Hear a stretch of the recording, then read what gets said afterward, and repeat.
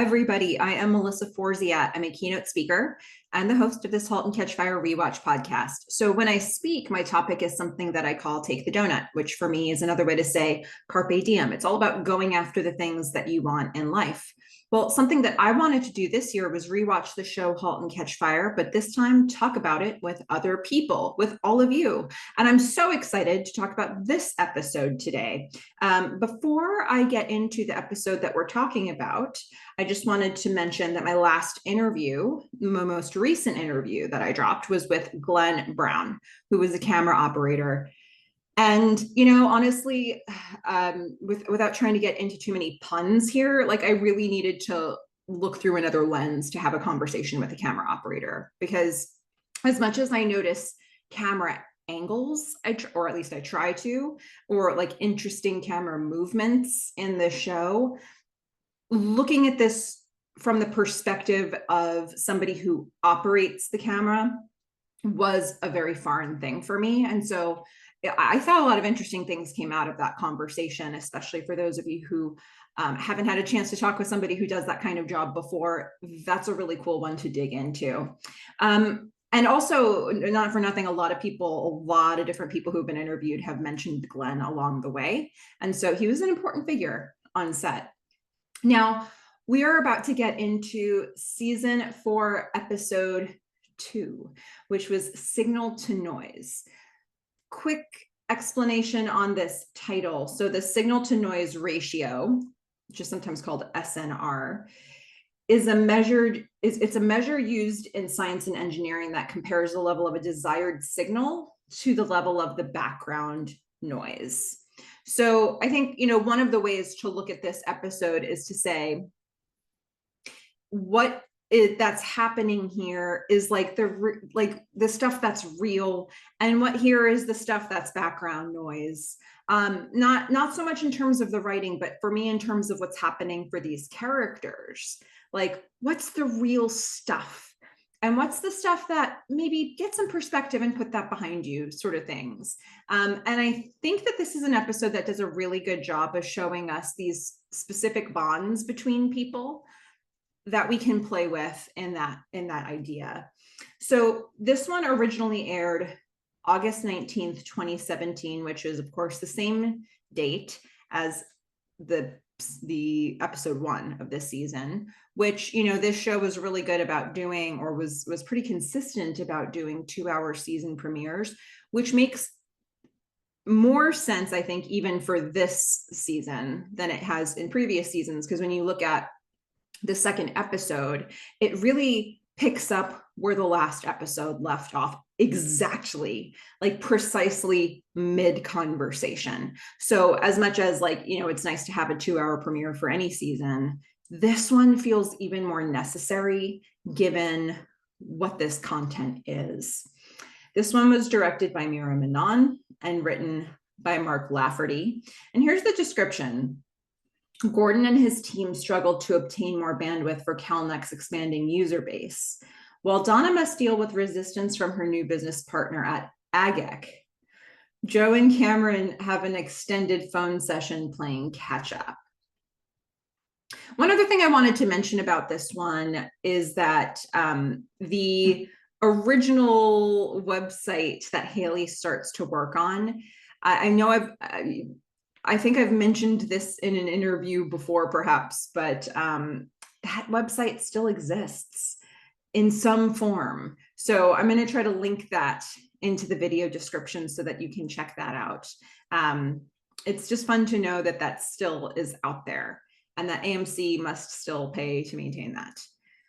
So before we get into a scene-by-scene breakdown, I want to say this. Look, I specifically, when I started to do these, I thought about what the format would be of my episode recaps. And I thought, do I want to rate the episodes? And in the past, so I've mentioned this before, I at one point did a Felicity rewatch podcast with a friend of mine, and we did rate those episodes. And at the end of each season, we would do averages for ourselves and collectively, and we would see how we felt about each passing season. And some interesting things came out of that. But we also, that was a show that had, let's say, like 23 episodes per season. And with shows that had that kind of an episode count per season, you tend to find that sometimes there is a little bit of fat to cut off. Like there are some episodes you're like, oh, we're getting to that episode. There are some that did not get great ratings from us. Absolutely. Even within a show that we loved, I believe at one point Fish got into the negative numbers for an episode. I think I bottomed out at like 0.5 for an episode or two. We had a number that were under, 1 out of 10 for our ratings. We also had a lot that were 10 out of 10. So there was this really big spread. And by rating them, we were able to sort of make some sort of a statement for ourselves about how we felt overall about episodes. I chose not to do that for Halt and Catch Fire because one of the reasons why I wanted to cover this show is that I feel like every episode is good. Every episode is really strong. And if I actually tried rating them out of 10, I think most, if not every episode, would be somewhere in the 9+ out of 10 range. So it doesn't become a good way to distinguish them from each other. I think that this show was very intentional with its details, and so things connect, and it's also a much leaner show. You've got 10 episodes per season, so they have a lot they need to do, and they're not going to have filler in there. So for me, it hasn't been an exercise that I've even done offline to try to rate these or rank these episodes. But I will say that if you were to ask me what my favorite episode of Halt and Catch Fire is, I think I'm going to say this one. And why? Maybe that'll come through as I'm talking through the episode, but I feel like this episode is distinct from all of the other episodes while very much in conversation with all the other episodes. This does still feel like an episode of Halt and Catch Fire to me, but it is unique. It is very much unique. It feels to me like an homage to the Before Sunrise movies, but it's interesting. It's an interesting thought experiment to see, can you make something like that, which was a movie really fixed around two central people having a long conversation. Can you make something like that work in a TV show where you're breaking it up with commercials, you're breaking it up with scenes from other characters who are moving at a very different pace? The pacing of an episode like this must have been a really tricky challenge. And for me, it comes off beautifully. Also, this is an episode where, especially one important relationship to the show hits a critical moment and it feels very earned. And then we're getting some experiences with some new characters as well, where, it feels like there's a place for that too. So I love the challenge they presented to themselves in this episode, and how to create continuity and how to create pacing with it and how to make it interesting and how to connect it all together. And I think they did such a good job with this. I am a person who really likes dialogue and character development and relationship development. So an episode like this is my cup of tea.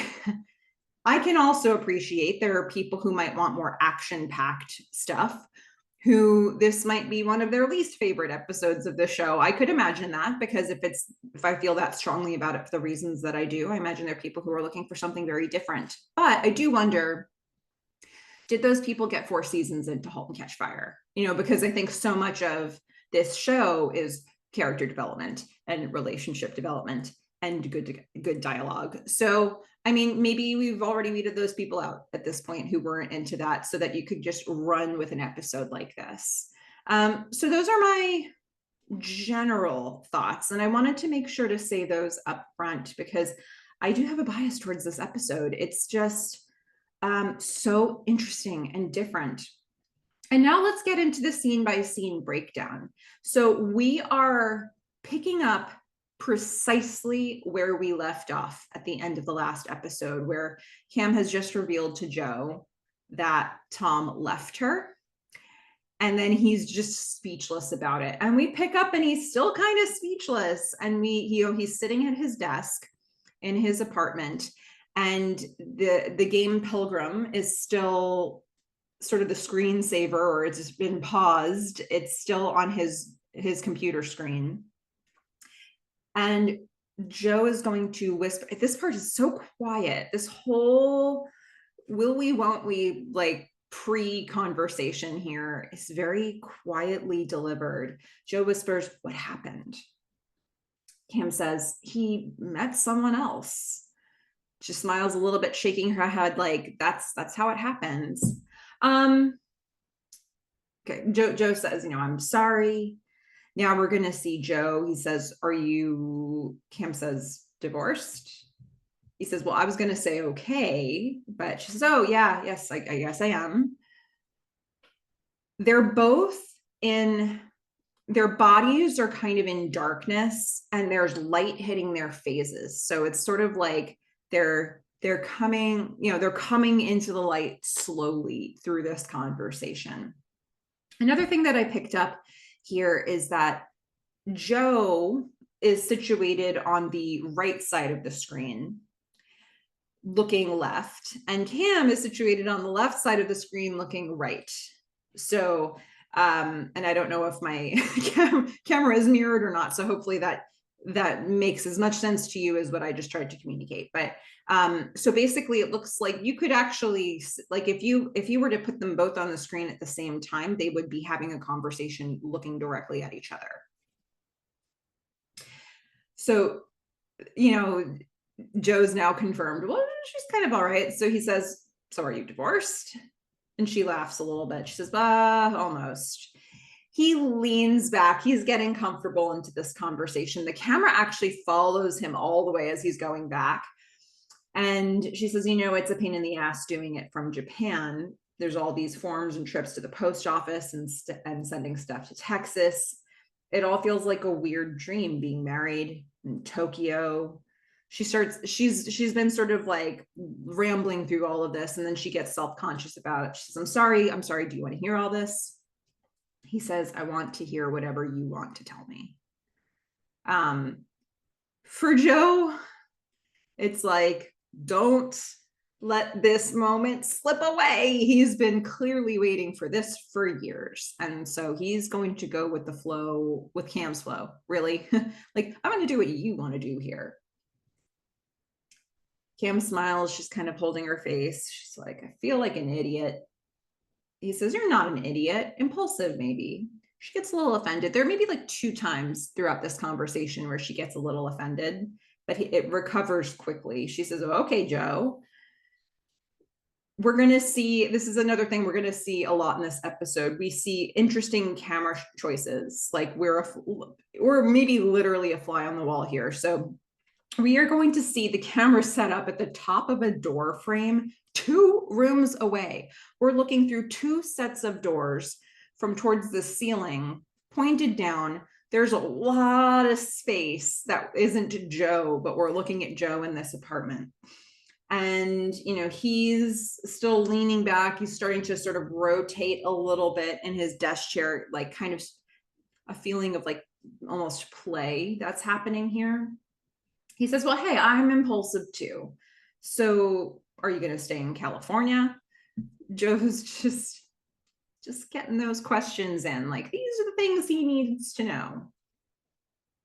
Then we're going to see Cam from behind a bunch of boxes in a room, in a different room than the one she's sitting in. She says, "I don't know. I have to get out of this hotel, though." She lays down. She says, "The shower sucks and I really want a bath. I took a lot of baths in Japan." So in the last episode, we only saw her in the beginning of this conversation on a bed. And I said, it kind of looks like a hotel room, but we don't really know where she is. We didn't have the wider context of that room. And now we know that she is in a hotel, and we're going to see more of this hotel space. It is amazing how many different camera angles and like setups we get in this one space. They have a lot of work to do to make a long conversation feel dynamic and interesting. And part of that is showing it to us from different angles, but in a hotel room that basically has 2 rooms. How do you do that? Well, they found a lot of ways. Jess says, "I love a good bath." She says, "Yeah." we're going to see the camera. Joe has turned around to sort of, he's in his desk chair still, kind of looking out the window.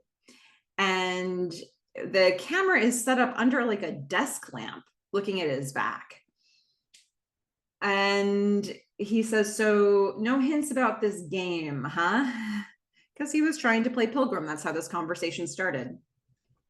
Cam laughs. She starts to get comfortable. She says, nope, you got to figure it out yourself. He said, oh, but it's so hard. She says, it is until you figure it out. And then it isn't.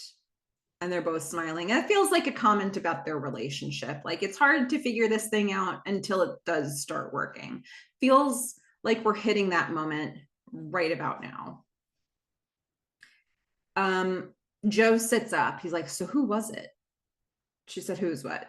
He says, the woman that Tom Cam says, oh, the camera is now set up. She's all the way at the bottom of the screen, barely in the frame on the bed.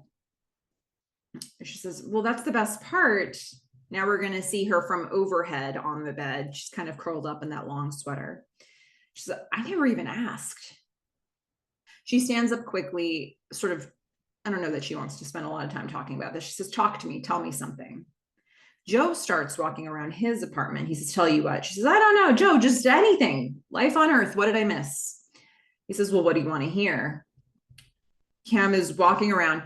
Looking at their phones really puts you in a time period here, because Joe has a cordless. Cam has a phone on a cord, so she has to pick, she has to hold the receiver and bring the phone around with her anywhere she wants to go. So Joe, she's walking around, she's holding this corded phone. She says, Joe, just talk to me. She looks at herself in a mirror. They're both at different points in this going to look at themselves in the mirror. And so, at the start of this conversation, it's like, who am I? What am I doing? Okay. So Joe, we see him from a camera near the ceiling pointed down. He says, okay, did you know that Bill Clinton was president or is president?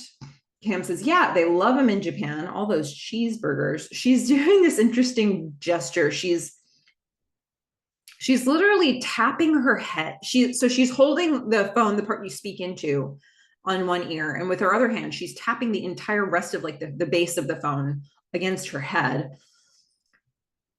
He says, okay, so what else? The Cowboys won the Super Bowl. Audrey Hepburn died. So did River Phoenix. Some crazies tried to blow up the World Trade Center. And you can be gay in the military, but nobody can ask you about it, and you can't tell anybody. He is walking through his apartment. I think this is amazingly done. They had this set up where, it must have been a set. You can just, basically follow Joe through the entire apartment. And we do many times. So he's walking through the living room. He's walking through a hallway, his kitchen. Cam is going to sit back down on her bed. And we see her from behind those boxes on the floor again. He says, did you know IBM lost $5 billion? Did they check the couch cushions? I like that. He laughs. Cam lays down on her bed. She's looking pretty tired. Joe continues. He says, Gordon went through this whole health phase. He got a room in his house full of gym stuff. He's going to walk back through his kitchen to his desk. He's getting a lot of movement with him. We have more options about where he can go in his space than we have for her. Like, he's got this Nordic track and something called a butt master. So, and I'm just saying, this thing happened to me. He's just going to keep sort of filibustering here. Cam starts to look pretty sleepy. She's on the bed. She pulls the phone from her ear as Joe starts talking, and she's kind of looking at it. So he's telling her this story. He says, I was getting out of my car at Safeway. I saw this woman flailing her arms. Just a swarm of bees was attacking her, just stinging her again and again. She fell to the ground. So for that whole piece, she's rolled onto her side. She looks like she's going to fall asleep. She's pulled the phone away from her ear, and she's just sort of like cradling it in her hands and looking at it. And then I believe that's the last time we'll see her in this little section as Joe continues talking. So he's telling the story about this woman who's being attacked by these bees. And then he says, and out of nowhere, we see Joe again. This ice cream truck comes screaming through the parking lot, and it's playing the music from The Sting. And the guy gets out of the truck and he's doing CPR, and the truck is still playing that tinkling piano music, and it keeps playing even after the ambulance arrives. And it's all I could think about for days. So now he's standing by his window bench, and we see his face close up. He's looking very comfortable in this conversation. He says, it's all I could think about for days, these paramedics just working on her like crazy while this music played, and how that might be the last thing she ever hears. There's a natural pause in the story he's telling, but he gets no response at a point when you would expect a response. So he's like, Cameron, hey, Cam. He closes his eyes. He says, I'll just keep talking because I think you're still there. Are you there? And then we see him from the next room. He says, well, I'm here. And then we go to credits. A couple things about this opening sequence. So, this cold open. So we found out that Tom left her for another woman. And I think, you're watching these two characters and you can almost think, that asshole, Tom left her for another woman. But look, I don't know what's been happening lately for them, but I don't know that I think that's a bad result. I just, look, it's been some time since what we saw from them in 310, and 309 for that matter. Where we left off in season 3, Cam had cheated on him and was lying to him about it. And it doesn't surprise me at all that Tom was sort of done with that. I think they both seemed like they were in a mutual rough patch. Because I do think, what made Cam have that affair to begin with, like, it doesn't seem like they were in the best place. We get more information in this episode, I think, around the whole kids situation. And I think that must have been an issue even at that point at Comdex in 309. So there are some factors to consider here. I think, like, I don't fault Tom for saying enough's enough. I kind of don't fault either of them for saying enough's enough. Somebody did it. That's what matters to me. Either you're going to go to therapy and you're going to work on this thing and it's going to get better, or it's not, and you're going to separate. They hit that point in the relationship where you hit the fork in the road and it's time to make a choice. So even though we've heard who was this, he went off with another woman, like, all right, I could totally imagine that. And there doesn't really feel like there's any animosity towards Tom from either of these characters at this point, because why do they need to have that? They're like having this long conversation. They're having this great moment in their relationship that they've perhaps long waited for. So it doesn't really feel necessary for that to be a comment of this episode. But for me, it's important to know that they're not together anymore, and that Tom's fine doing his thing, and that these two are now single and they're being drawn to each other again. So that was one thing that I wanted to mention here. I think the very idea that Cam just falls asleep on the phone just really tracks. She's not generally good at saying, I need a minute, I'll get back to you in this amount of time. She's never really been able to do that in any other episode, and she's often left people waiting for her in really uncomfortable situations. But Joe's going to stick it out here. The difference between those other people and Joe is that Joe is not going to hang up this phone. So he's going to keep talking. He's still here. I just have this sense that for him, it's like, do not let this conversation end. If I let this conversation end before we've come to some sort of an arrangement or agreement or a path forward, then nothing is ever going to happen. This has to happen now. This moment needs to never be over. So I feel that really driving force from him throughout, even this cold open. Also, we got a handful of pieces of information of things that were happening culturally during this time, just sort of a litany of observations, moments, pop culture, all different sorts of things that really put you in this time period. Okay, so that's where we start. Also, Buttmaster. There were so many master type workout devices that were coming out around this time. There's a Thigh Master, we got the Buttmaster. There was just all these, so many. I mean, talk about knowing it's the 90s. Okay, so after the credits, we're going to see the light coming in through the hotel room window, Cam's hotel room. The camera pulls back from the window and we see Cam is lying on her bed in the same position that she was in the night before. Her hands are still cradling the phone, so she sort of held Joe till she fell asleep. We're going to hear a whistling sound through the phone. Cam opens her eyes and she puts her phone to the ear. She's like just waking up. She's like, hello, hello. Joe is in the kitchen making tea and he picks up his phone. He's like, hello. Hey, I was just making some tea. Do you want to know what your Hawaiian name is? Cam smiles. She's still lying down. She's like, okay. He says, it's Kamalonu. See, there's this whole website where Cam smiles. She's like, you didn't hang up? Like, what kind of person stays on the phone with me all night? I just want to say, like, what a romantic detail.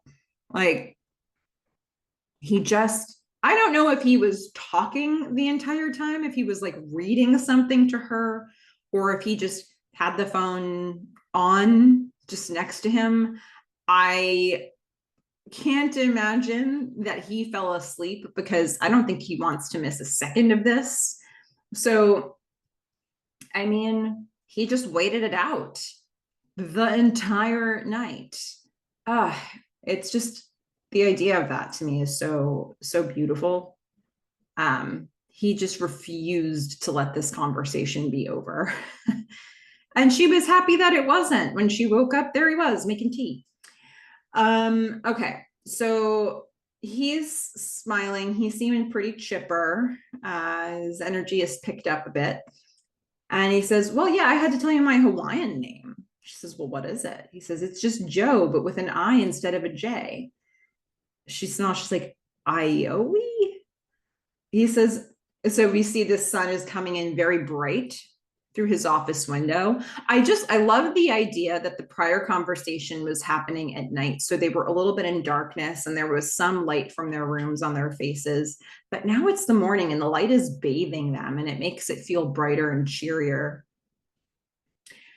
He says, I actually think it's Yo, right? Cam laughs. She says, yeah, I'm not calling you Yo. He laughs. He says, it's such a Kamalonu thing to say. She's going to sit up. We see her from outside of her window looking into the room and looking at her. Cam says, San Jose is so weird. He says, it's actually bigger than San Francisco. She's like, no, but it seems so much smaller, doesn't it? He walks to his window. We see him from outside. So there's going to be a bit of mirroring that happens between this and when they're looking at the moon later. She says, oh, I think I see a water park. She's been in this hotel for however many days or weeks, looking at the same view, and she's now noticing things about it brand new. Joe says, I haven't ridden a water slide since I was 12. She says, isn't that weird? You might have already been on your last water slide. He says, no way. I always planned on buying up a water park, living there alone, riding the flumes by night. She says, yeah, that's what you wanted to do when you grew up. She brings the phone with her to another room. He says, honestly, I feel like I've always been a grown-up. And we're seeing him from the dark room next door. We hear Cam's voice. She says, well, I bet you were one of the only babies with a chiseled jawline. He says, no, there was one other kid, but we fought to the death.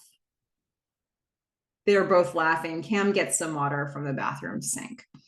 So, I mean, it's just this fun, sort of flirty, sort of light conversation. They're now in this place where there doesn't have to be any tension about what the, even in Comdex in 309, that whole beginning of that episode, I kept pointing out that there was these moments where they both felt self-conscious about the conversation they were having. Like, does she want this to be over? She probably wants this to be over. I'll end it now.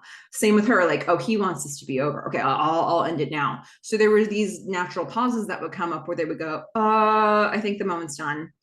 And you could see that they weren't fully in it until they decide to go to that Atari party. And then I think they're fully in it at that point. But then even that is short-lived, because then Cam sees Donna and they go up to the roof. And now Cam's not sure if Joe like was orchestrating all of that Donna run-in, so like they actually get this small window of time where they're both completely unself-conscious about the situation. And then perhaps again when they hook up. But then after that, it's like when you actually look at that episode, it's like they've been doing this, like coming together and sort of bouncing off of each other for the first 3 seasons of this show. And Comdex, it seems like a whole episode where they're coming together, but I actually think there's something a little self-conscious. There's, they're having some insecurity about that coming together for so much of the episode. But the moments where they've fully dropped their guards are so great. We remember those moments so much that you kind of forget that there are these moments where they're like, oh, should we be 402 here? This conversation basically for the entire thing, once Cam has decided to tell Joe, I am not with Tom anymore, and Joe's like, oh, she's not with Tom anymore, it's like it releases something and they can just live in this conversation with each other. There are maybe 2 moments where Joe says something that I think Cam gets kind of defensive, but he is able to recover from those moments pretty quickly. We've already had one of them, and I don't really feel like it had a lasting impact on this conversation so far. So that is how I'm feeling so far about this conversation. And again, if you're noticing, we're just going to have a long conversation where we talk about a lot of stuff. And maybe some of that stuff is going to be a metaphor for the relationship itself. And maybe some of it's just playful. And underpinning all of this is like, let's just not hang up this phone, because it's sort of like, towards the end of season 3 where we had that episode where people kept saying like, in this moment, this is perfect. That's sort of what I'm sensing from this phone conversation too. This is perfect until we hang up this phone. So how long can we extend this, and how solid a foundation can we build from a phone call? All right. Now let's get some other characters involved here. And this is, I think, the real trick of the episode, because how do you have this one long conversation and split it with credits and commercials and other characters doing stuff? But we're going to see another character brought onto the screen here. And this is Tanya setting up a fax. And Donna's going to surprise Tanya. She's standing behind Tanya, and Tanya didn't know it. Donna says, what do you think about Rover? Donna's going to sit down on a chair. So there's like a sitting area right outside Donna's office. And Donna sits on a chair in that sitting area. Tanya looks confused. She says, Rover? Donna nods. She's got a juice in her hand, which she's not drinking. She's looking very sharp. She's got her red pencil skirt and a nice blouse on. She does a lot of jewelry, I'm noticing now. Thank you very much. Don't ask me to describe any of this stuff, because I'm still not great about being able to describe these things to you. But Donna's wardrobe is sharp. So Tanya's like, well, they're smart. They pivot on a dime. They've got good team dynamics. Donna says, yeah, but doesn't it seem like Elliot and Vera just want to kill each other sometimes? Tanya says, that's because they're married. Donna says, huh. Yeah, that makes sense. Donna didn't have her finger on that pulse. Tanya does. Donna's going to grow. And she stands up. She walks closer to Tanya. She says, well, you should know they're going to talk major shit about you on the drive home every night. Tanya says, about me? Donna says, I'm making you lead on Rover. She's going to hand the juice to Tanya. I don't know if this is like a passing of the baton. I'm assuming that hopefully this wasn't a drink Tanya handed to her and she's handing it back like this is crap. Hopefully this is just like, I made you a juice this time. I don't know. Doesn't seem like she drank out of that juice. Like, doesn't seem like there's like the residue of juice on the sides where she tried to drink it. I don't know. So she hands this juice to Tanya. Tanya takes it. She's just open mouthed, like, what's happening here? Hold on a second. This wasn't just a casual conversation about Rover. Donna says, you pulled them off the slush pile. You've been doing the work of an associate for months now. You're ready. Tanya is stunned. This is a great moment for Tanya. Donna says, get them set up in the incubator today and start looking for my new assistant. Until we find one, you'll be pulling double duty. Donna's at the door of her office. She's looking back. She says, congratulations. Tanya is speechless. She's dazed. Donna's smiling at her, waiting for some sort of response. She says, this is typically where members of the human race express some enthusiasm. Or Tanya smiling, she says, thank you. And then Donna goes into her office. Tanya's just reeling. I mean, what a day for Tanya. It seems like Tanya's really earned this. Unfortunately, this might have been a little premature for Donna to offer this because we're going to see this somewhat ripped out from under Tanya before the episode is out. But I also think, I go back to the last episode where we introduced Tanya. And Tanya is this woman who is presented as an assistant. She's doing assistant activities and duties, but then she has these skills and this knowledge, and she has these degrees, and there's a lot under the surface here for Tanya. And Donna knows that, and that's probably why Donna chose her. And, again, it's that same part of Donna where we saw her dismantling the speak and spell in the pilot episode of the show. It's because we wanted to see that there was this woman who was so many things all wrapped up in one body. And it's the same thing for Tanya. And so Donna's trying to give this woman a hand up. And I think that's really important for Donna. And I think it's good for us to see that as well, because Donna's got quite the edge and the bite to her, even here in episode 2. We definitely saw it in the last episode, but she's got a soft spot for Tanya, and she's doing her best to advocate for Tanya. And I think we need to see that to make sure we know that she still has some humanity about her, and that she's still got like a nurturing side to her. How deep we think that goes right now might vary from person to person who's watching it, but at least we're getting a little bit of this. Now we're going to see a chessboard. Haley is playing chess with herself at Hound Dogs, an eating establishment. There are picnic tables outside. She's playing at one of those. There's like a hot dog wrapped in an American flag as part of the outside decor. There's a girl who works there who comes outside to clear a table. Her name is Vanessa. Vanessa's like, so who's winning today? So Haley must come here a lot. Haley sits up very sharply. She wasn't sure what to say. She's feeling awkward. And that's mostly what we've seen of her, right? I mean, even in the last episode, we see her for the first time. She can't even say hi. She can say hi, but not anything else to Cam, who she knows. She runs out of the room from Cam. So we haven't often seen Haley be able to have a full-on conversation with people. She's certainly struggling with that here. She doesn't know what to say to Vanessa. Haley's teacher comes out of Hound Dogs and sees Haley. He's like, Haley Clark. Haley looks at him. I like this choice. We see her directly. The camera's pointed directly at her.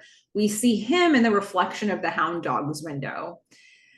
He says, young lady. She flinches. He says, tell me there's a good reason you're not in second period right now. Vanessa looks at Haley. Haley looks down. So uncool. What's going on there? there. She's cutting class a lot, I guess, or she's just visiting hound dogs a lot. Vanessa knows her. Let's leave it at that for now. We're going to go back to Joe and Cam on the phone. So, we're going to pick up a little bit later in this conversation. We've got Cam sitting at a coffee table, and I guess she's in a suite. This hotel room that she's in, it's like, it looks like a comfort suites or something. It's like not, she's got more than one room, so she's in a suite, but they're not like high class. They're definitely like not premium decor in these rooms. But it's a nice space. She's probably been in it for a while. She wanted a place that felt like it had a real living area to it. So here she is. She's been here for some amount of time. She's sitting at this coffee table, and Joe is currently explaining The Fresh Prince of Bel-Air to her, which I love. I used to watch that show so much. Cam's like, okay, so he's from Philadelphia. Joe says, West Philly. Yeah. But his mom is really freaked out. Cam is mildly confused about this. He says, about what happened on the basketball court. So she packed up his stuff and moved him to Los Angeles, and he's been living there ever since. Cam says, I'm sorry, hold on. Was the thing on the basketball court really that big a deal? I mean, to send your kid away forever? It's a good question. Joe is lying down on his couch. He's like, I think it involved gangs. She says, oh, yeah. It feels like the exact conversation I've had with people about this show.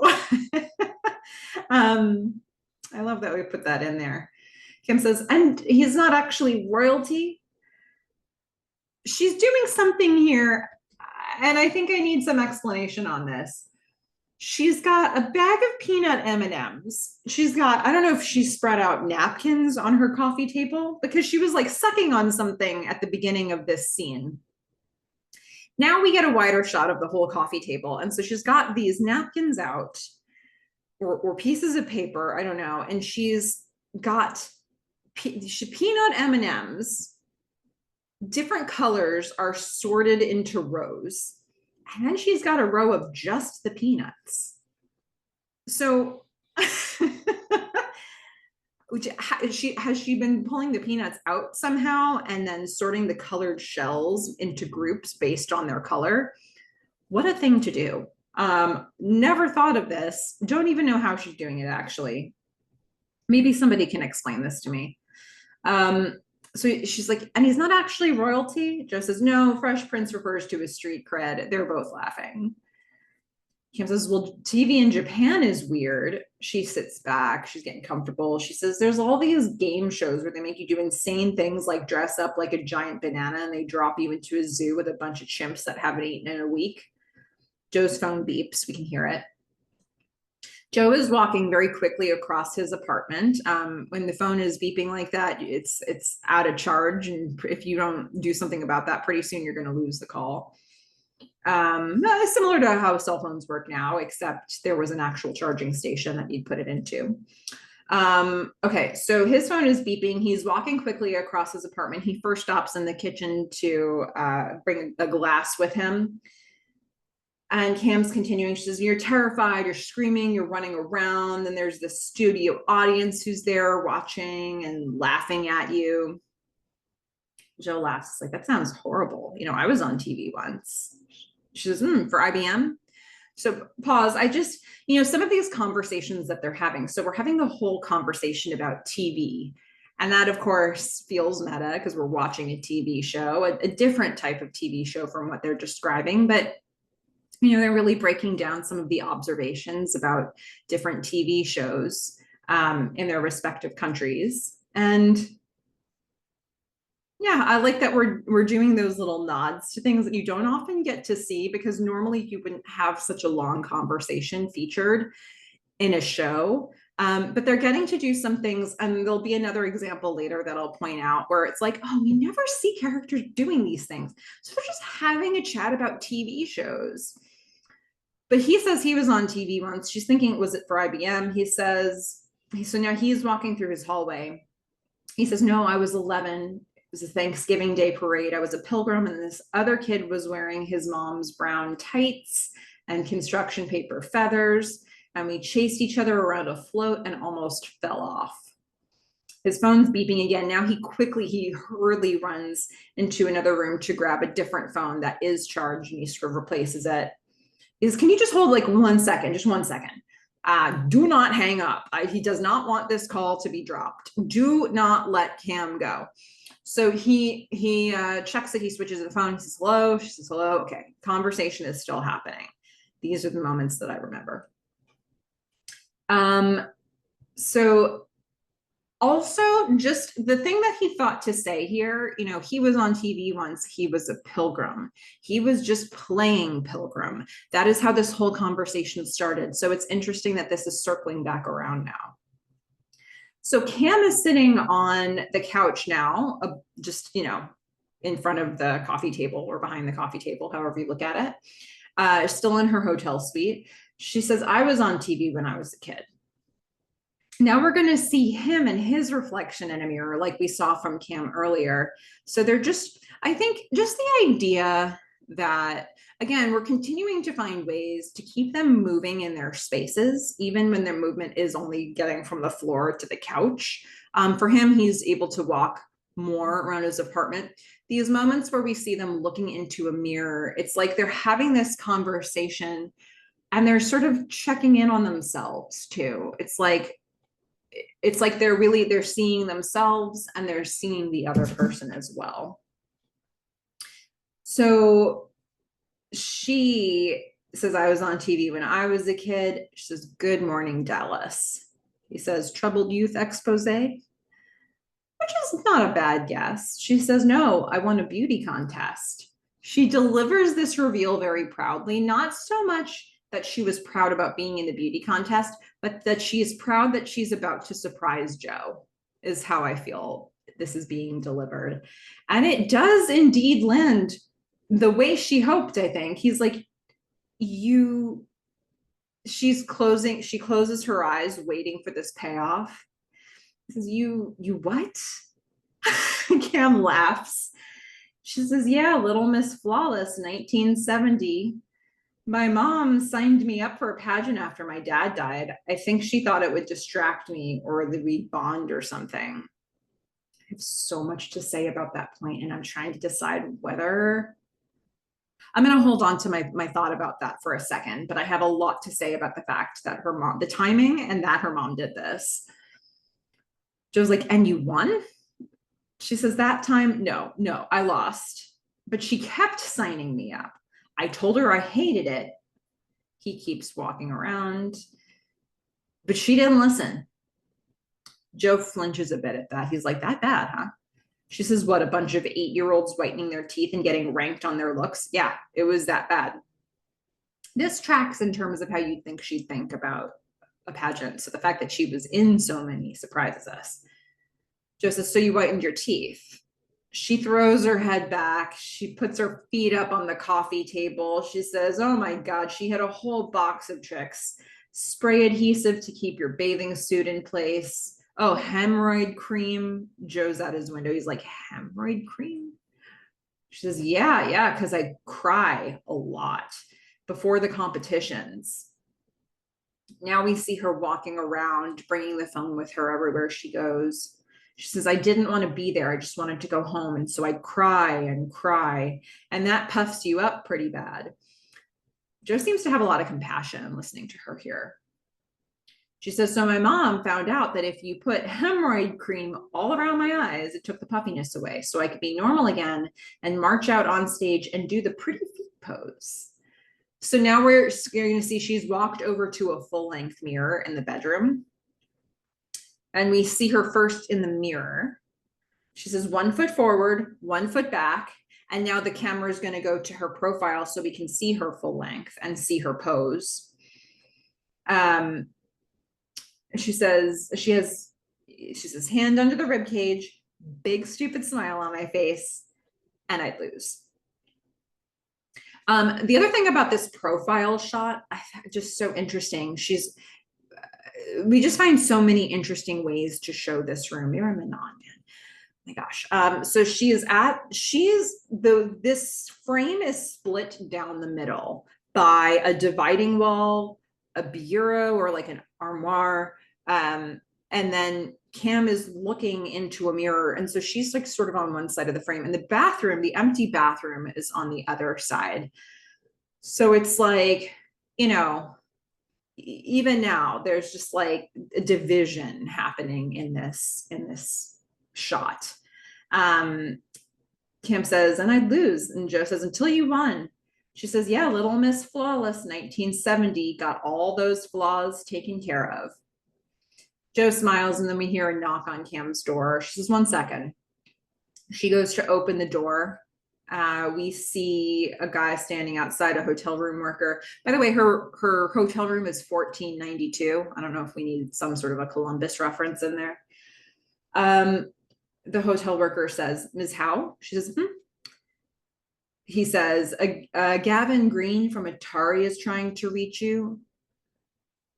She takes the message. She says, thank you. He goes away. She shuts the door. She looks at the message, and then she puts it down, or just drops her hand. She says, anyway, so is there like a fresh princess of Bel Air? So she circles back to where they were at the beginning of this part of the conversation.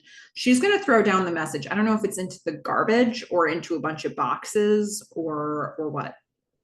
So, I guess I really like the way they folded in how technology worked and telecommunications worked during this time.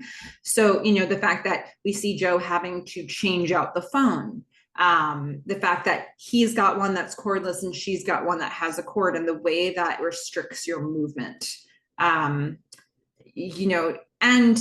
what she was using gives you more movement capabilities than some things. I remember being really young, and our sort of main phone that I was able to use was in the kitchen, but it was a rotary phone that was mounted against the wall. So you could literally only go as far as the cord to the phone would stretch you. And you could not pick up the entire base of it to move it with you.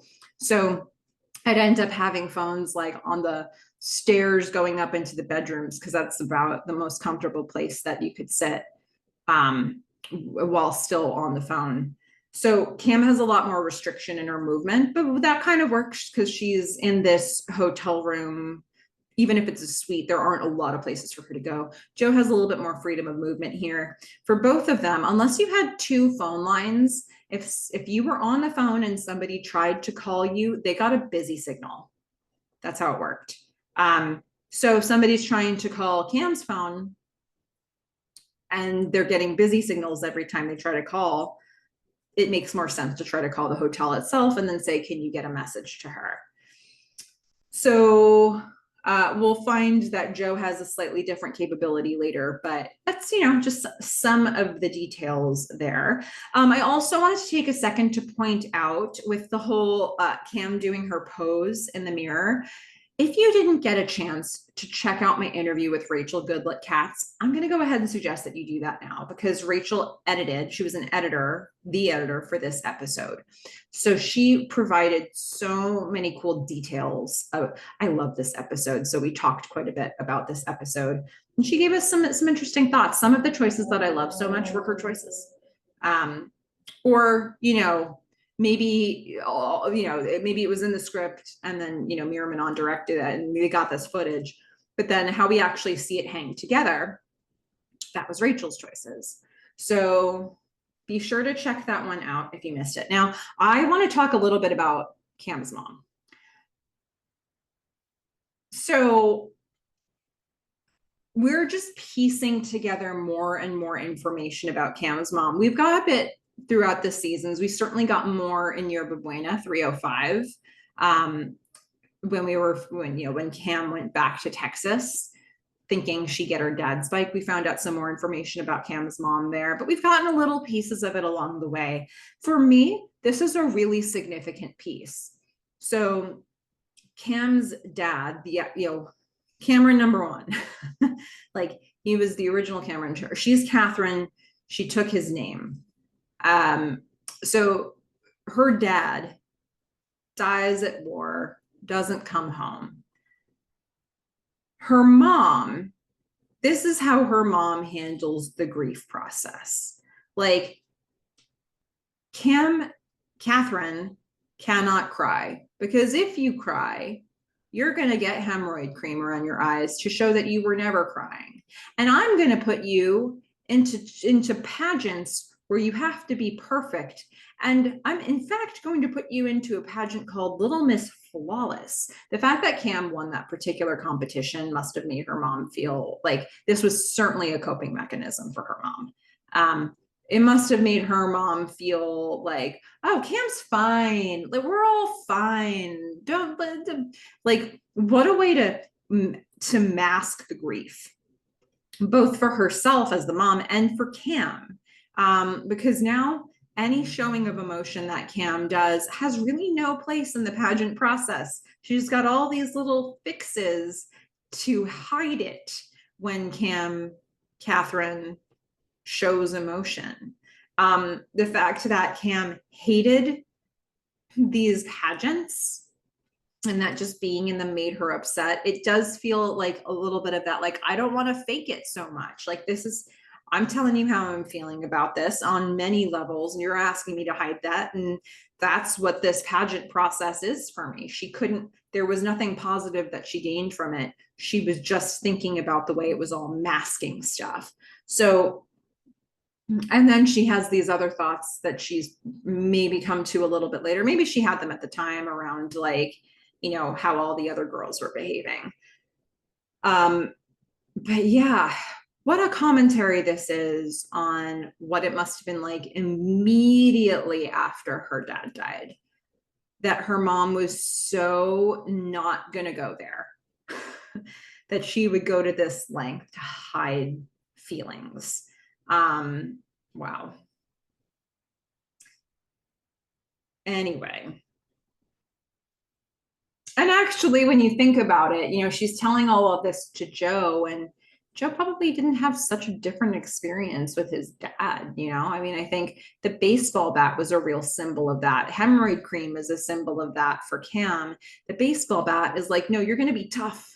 You're going to be tough, no matter the way you like it or not. Yeah. If anybody can relate to this, it's probably Joe. All right. And now we're going to see a totally different parenting experience. Okay, Gordon and Haley are being driven around in the back of a car. Gordon mentioned in the previous episode Pete the driver. We don't actually see Pete, but we do see that Haley and Gordon are being driven around in the back of a car. So we know that he's got a chauffeur. And this is probably to do with the fact that he has this illness and he's decided not to drive anymore. So she's looking down, she's grumpy. He's trying to connect with her. Gordon starts by thinking, well, I guess what a parent is supposed to do here is like have a serious talk about this kid being like suspended from school. So he's trying to be that parent. He says, is it dumb to get suspended for skipping school? It is, okay? But we're not here to debate that, okay? Look, I know what it's like to have an older sibling who requires a lot of attention. Okay, your Uncle Henry, total bonehead, always getting into major trouble. And so I kind of flew under the radar. All right, so here's where the parenting begins, where he's like, it's a given. It's bad to get suspended. We're not happy about that. And then he's like trying to connect with her. He's like, I get it. You and Joni, like me and Henry, like I know what that feels like. I relate.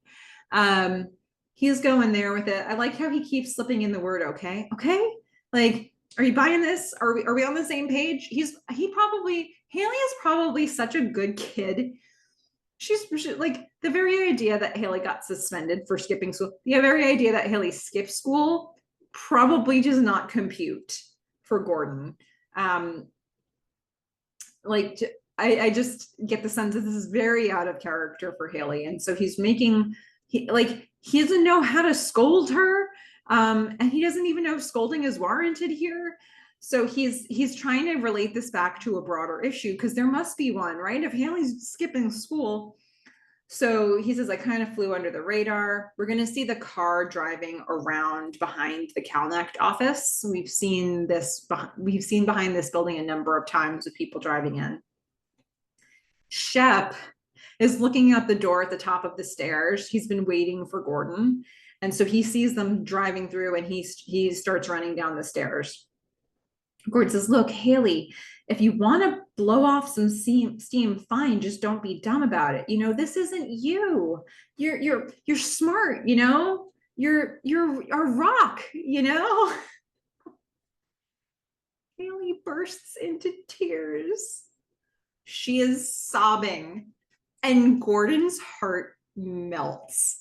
It's such a, maybe I'm supposed to think that this scene is sad, but watching Gordon trying to parent her and just being like, just flailing in the process of trying to do that, it makes me, I find Scoot McNairy's choices are so funny here. Haley bursts into tears and he's like, like whatever he just did, he's going to do something totally different now. No. Like he's crushed that she's crying. He's like, oh, honey, bug. He goes to like touch her. She won't let him touch her. She's like, I'm sorry. He says, no, I'm sorry. He's looking, it's not even that big a deal. Shep is now, he's running to the car window. He's like, I'm not even mad. Shep knocks on the window. He's like, oh, sweetie. And then he hears Shep knocking again. Gordon turns to Shep through the closed window. He's like, I'm kind of busy here. And then Shep waves to Haley, who is fully crying, just sobbing. He's like, hey there, kiddo. Gordon looks concerned. He goes back to Haley. He's like, look, did I upset you? Is it something that I said? Or like, Haley's crying so much. She's like, no, I'm just... Gordon's like, oh, honey. And then Shep knocks again because Shep hasn't gone away yet. Gordon's like, Shep, what do you need? Shep's like, kind of need you inside. Gordon says, I'll be there in a few minutes, all right? Shep's like, okay, sure. But he's not going away. Gordon's still very concerned about Haley. He's like, oh, bug. Shep says, we're on it. Probably going to be fine. Haley is sort of waving Gordon away. He's like trying to attend to her. She's like, no, don't touch me. Meanwhile, Shep's not going away. And he says this thing about it's probably going to be fine. And so Gordon turns around to look back at Shep as Haley's crying. What a scene. I mean, first of all, let's compare that up against what we've seen, Cam is telling the story about when she would cry, her mom would mask it. She'd put on hemorrhoid cream. She'd put her in a beauty pageant where you're not allowed to cry. And that's it. Joe, had this similar experiences when he was a kid probably with his dad saying, no, you've got to be tough. Gordon sees Haley crying. He was trying, even the way he was trying to scold her in the beginning was not hardcore. He was like, we know it's not good to skip school. That's besides the point. Like, what's the bigger issue here? And then when she bursts into tears, his heart is bleeding for his daughter. And he just can't. He's like, I'm sorry. I shouldn't have said anything. I shouldn't have scolded you at all. Nothing. It's fine. This is not a big deal. I'm not mad. You're fine. He's like trying to do anything that he can to make her feel better. He is taking this crying as a signal of something very real. And the fact that she was acting out as a signal of something very real. And he's in this car ready to listen to her. Totally different thing than we've just been hearing about from Cam. Oh man, that scene is so good. Okay, now we're going to go into CalNect because apparently there's some sort of really big issue there that Shep could not let this moment pass. So We're going to go into Connect with Shep and Gordon and Haley. The office is very busy. Shep says busy signals for users trying to log on. The customer service calls are spiking. Throughput's at a crawl. We're not talking Chernobyl style meltdown yet, but we're in 3 Mile Island territory for surezies. Gordon says, oh, hold on. Is this all because of the flat fee model? I mean, are people really spending that much more time online? Shep says a lot of people just leave their computers logged on all day now. Pause. I just love the way we're weaving in how these developments actually worked. Because yes, it makes sense, right? If you're paying an hourly rate to be online, then you're going to want to only be online when you really need to be online. And so people would not be online as much. And that would mean, like you could maybe stagger the usage. And so the bandwidth wasn't being overloaded. But when you switch to a flat fee model, it means no matter how many hours I'm online, I'm paying the same amount. So why not just stay online, which would mean that the internet service providers would need to be able to manage everybody being online at once. And this is a real issue, right? That they were encountering at that moment, seeing the total behavior change that they made because of these different financial models and these different payment models. And now, like, it's sort of for a lot of places in the world, it feels like sort of a given that you could just stay online and not have to even really think about that. But at the time, that was a big change. So, and I'll even say when I lived in New Zealand, when I worked Rugby World Cup, so that was like 2010 and 2011 that I was there. And they also, a lot of places that you went there, you had a wired connection and you paid for, the amount of time or the amount of upload and download that you had. And so you had to think in that way. And that was 2010, 2011. So this model has obviously shifted a lot very quickly in the US and some other places, but it may look a little different in different countries even now. Okay, so Shep is saying a lot of people leave their computers logged on all day. Gordon gestures to Haley. He says, hey, Bug, do you mind waiting in my office for me? She just walks away because that's actually an issue he really needs to deal with as well. But this just became a high priority item. So Shep says, we got 3 dozen users who've been on for more than 24 hours. Gordon says, so kick them off. Shep says, we'd have to write new code to do that and then get everyone to download a software patch. Gordon says, yeah, we need more capacity from MCI. Get me John Volpe on the phone. Shep says, I tried, can't reach him. Gordon says, all right, then get me Alan or Dave or that Bobby Sobrato guy. Shep's like, we tried them too. We can't get a hold of anybody at MCI. Gordon says, where's Joe? Shep says, he never came in. We tried him too. Just keeps going to voicemail. So for Joe, I guess for Joe, he maybe had a second line where if people were calling through and he was on the phone, instead of them getting a busy signal, they could be kicked over to his voicemail and maybe he could get the message later. So that probably is an indication that Joe had a second line in his home. Gordon says, look, Shep, we need to fix it fast, okay? Gordon is walking to his office. He says, AOL is breathing down our butts, and if we don't give our customers what they need, they're going to go somewhere else. I'm not sure how helpful an interaction this was for Shep because this problem is definitely not solved. He's already been doing all the things that Gordon is suggesting. So Shep just nods as Gordon goes to his office. The only thing Shep was able to communicate here is, hey, Gordon, there is indeed a problem. And Gordon's like, handle it. Okay. So Haley is sitting at Gordon's desk. Gordon's going to join her in there. We see the camera from outside at the top of the window from like the doorway, like inside the office. Gordon, he just sighs. He's standing at the window. Haley's looking down because, he's obviously out of chastising mode if he was even doing that to begin with. She's obviously just been sobbing in the car. He says, do you know how to work Excel? He wants to have a conversation with Donna before he proceeds here. So he gives Haley something to do. And he says, yeah.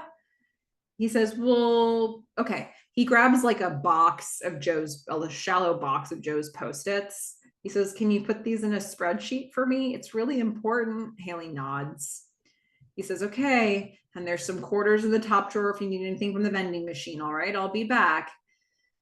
Haley looks down at the first Post-it. She sighs. There's a URL on it. She turns on the computer. She opens up Excel. But then we're going to see what Gordon wanted to do with this time that he just gave her something to do. And he's going to call Donna to compare notes. This is, to me, a good sign that they're doing this is, in the co-parenting process. Donna says, it just doesn't sound like Haley. She's having this conversation with him from inside the conference area, like meeting room, the conference room for AGEC. Donna says, it doesn't sound like Haley. I was sure the school got her mixed up with Joni. So they must have both gotten a call.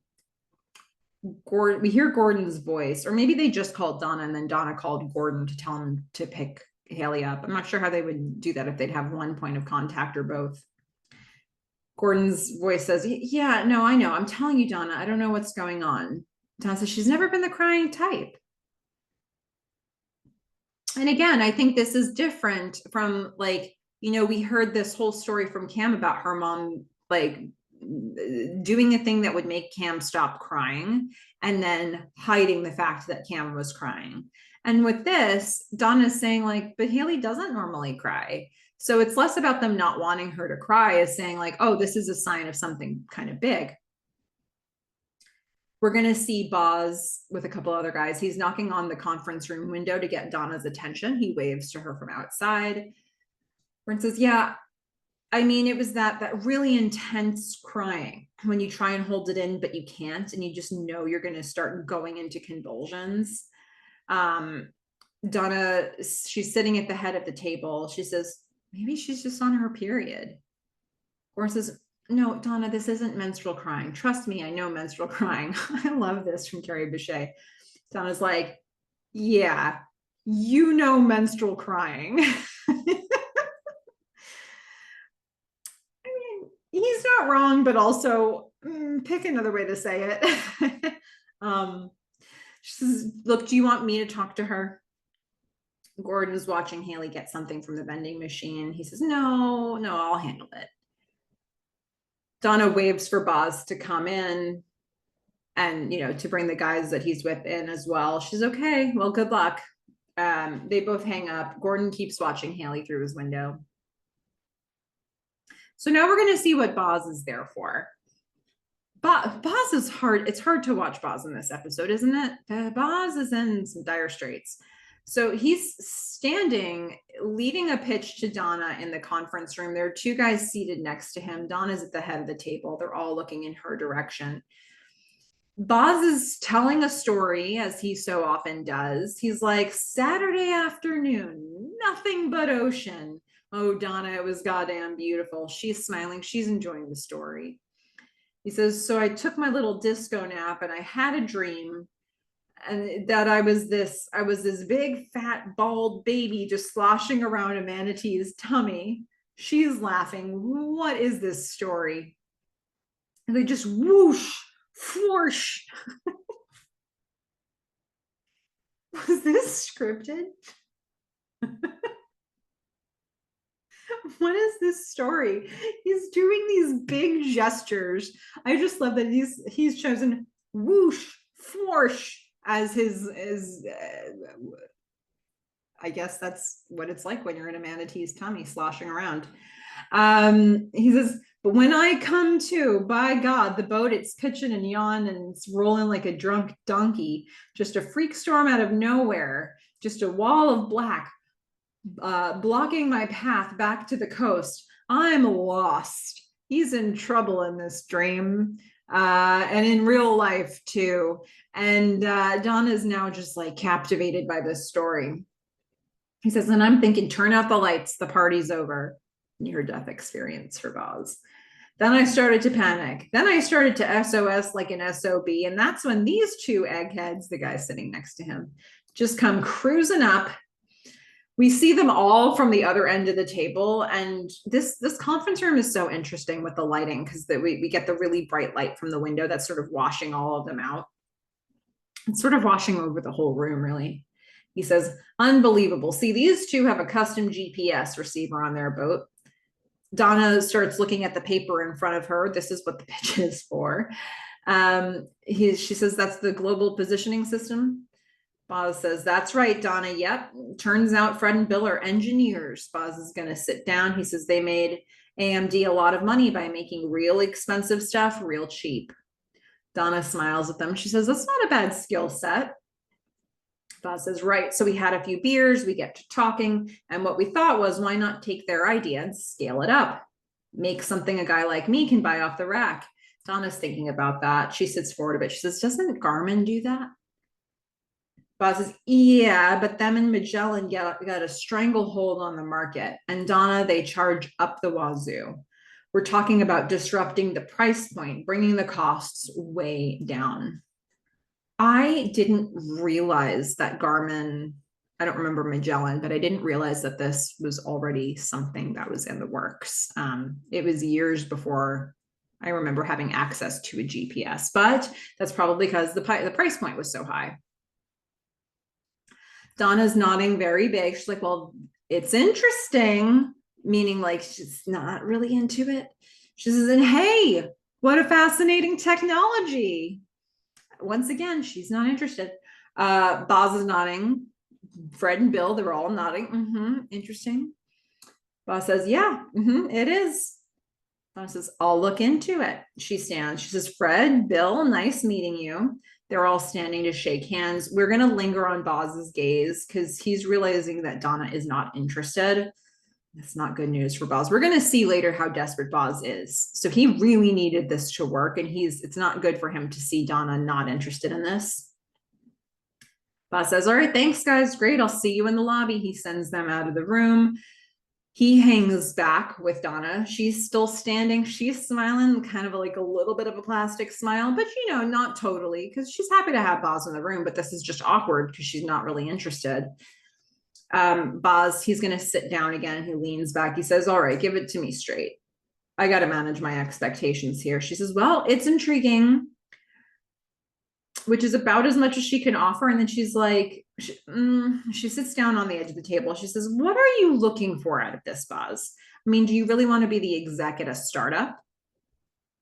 Boz says, I'm just looking for a finder's fee, She nods. She looks a little concerned. It's like, I can't even give you that.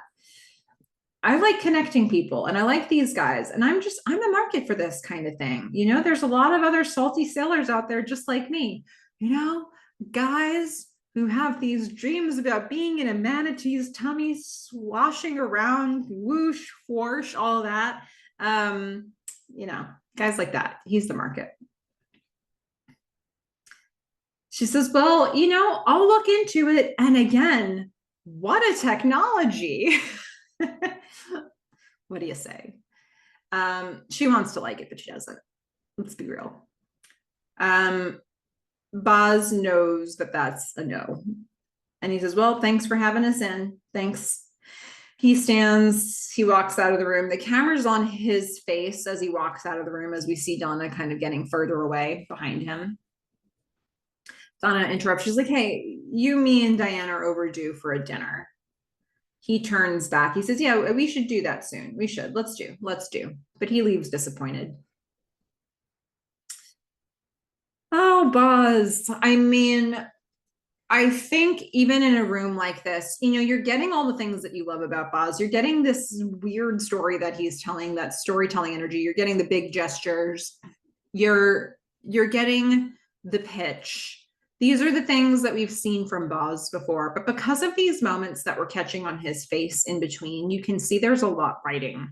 on this pitch for him, perhaps more than there ordinarily would be for him pitching these two guys who he barely knows. But yeah, he leaves this room disappointed. All right, let's go back to Joe and Cam. It's golden hour. So, you know, most of the day has passed at this point. Joe and Cam are still on this phone call. Joe is looking for a passage in a book. The book is Pigeon Feathers by John Updike. Well, it's a short story. And I have not read this, so I was just looking it up to see the main point here. And in Pigeon Feathers, a 13-year-old boy realizes his parents and pastor can't help him with the spiritual crisis he's facing. And I was thinking about that. I can see why that would be a book that would connect for Joe. I think it would be interesting. I'm trying to remember how old Cam was when her dad died and how, like, it probably wouldn't have been super far off from 13 when her mom would have been entering her in pageants. I think Cam was younger than this, though, than 13 years old when that stuff happened. But I want to say like she was 9.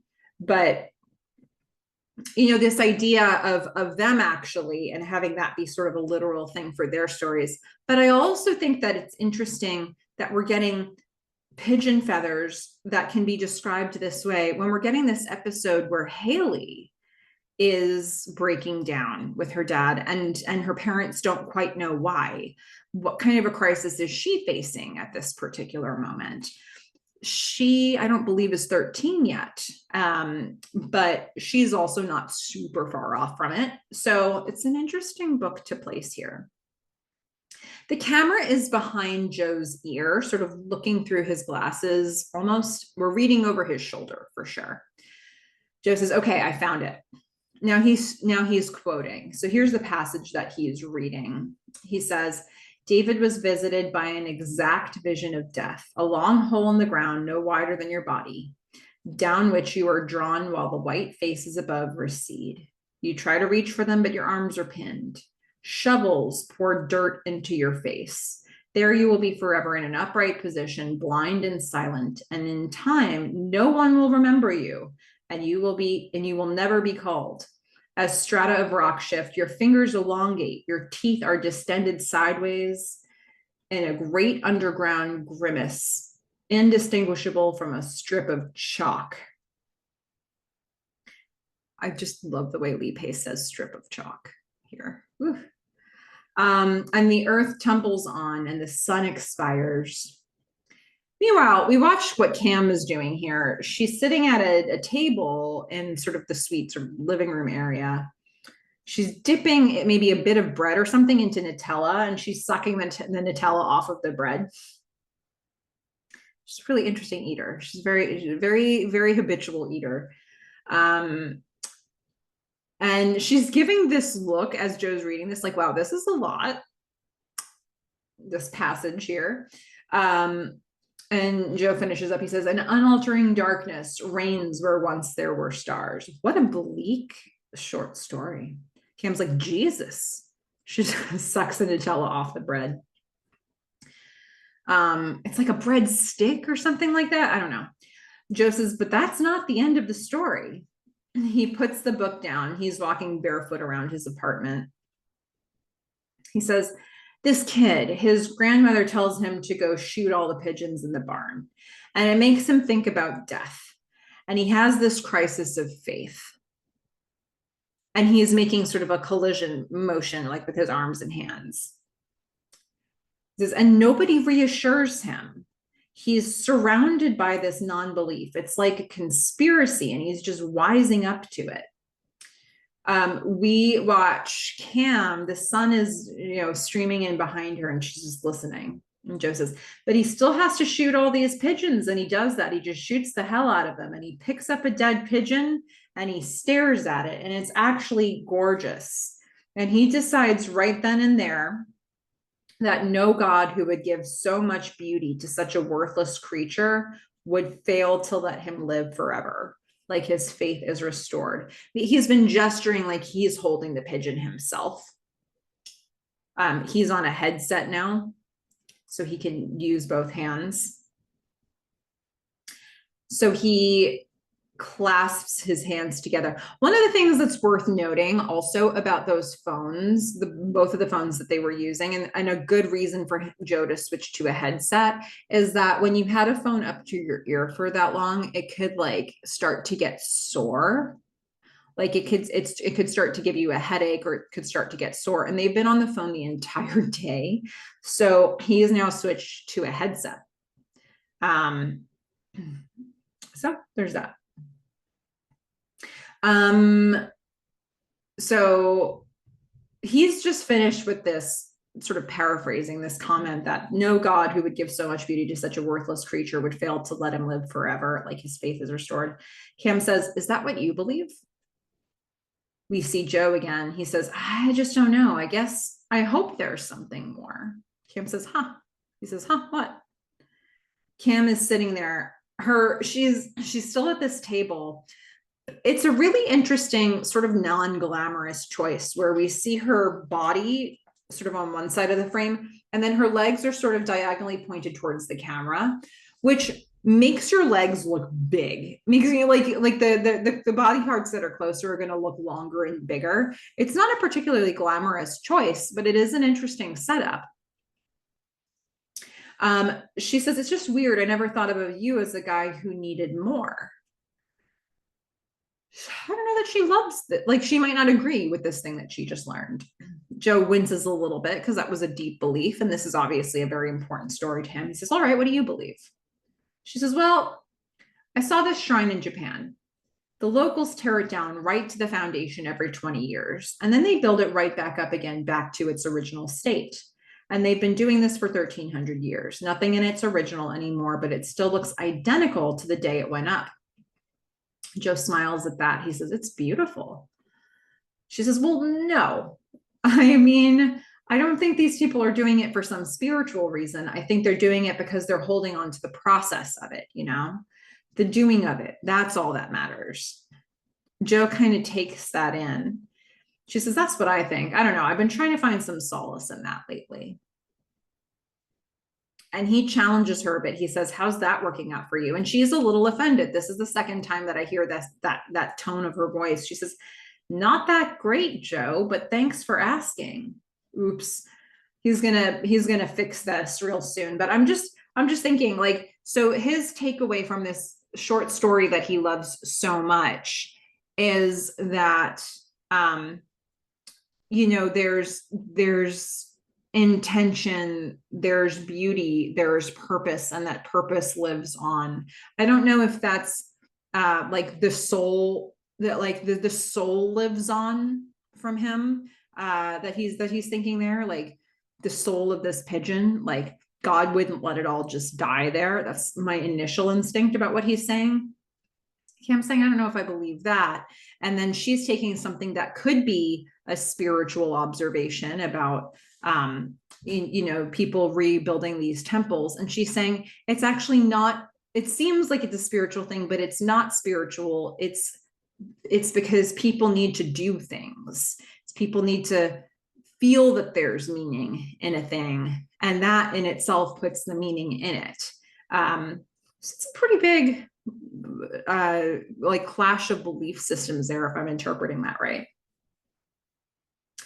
Sue says, how's that working out for you? Kim's like, not that great, Joe, but thanks for asking. And he says, and so he's sitting on the couch in his living room.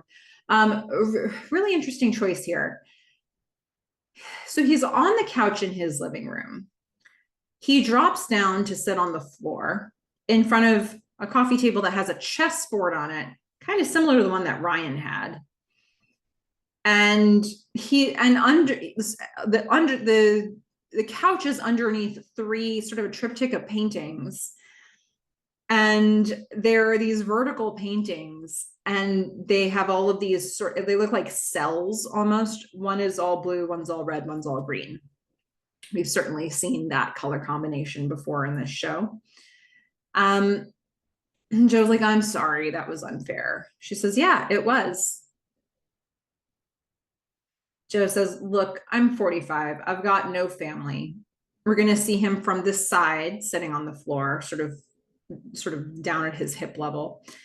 He says, I work in a basement. people aren't exactly lining up for my spiritual guidance. So I guess why was Cam offended by this? He's saying, like, how's it working out for you not to think that there's bigger meaning in life, or, I don't know. It's interesting to think of, like, why him challenging her belief system offended her. What did he just tap into there? This idea of, like, the process, the doing of it. And we've been watching her do all of these things that are very process oriented as she's talking with him. Whatever it is she was doing with the peanut M&Ms, whatever it is she's been doing with the Nutella, like, she also takes comfort in the process, even in this phone call. So him saying, yeah, how's it working out for you? Like, how soothing is the process for you?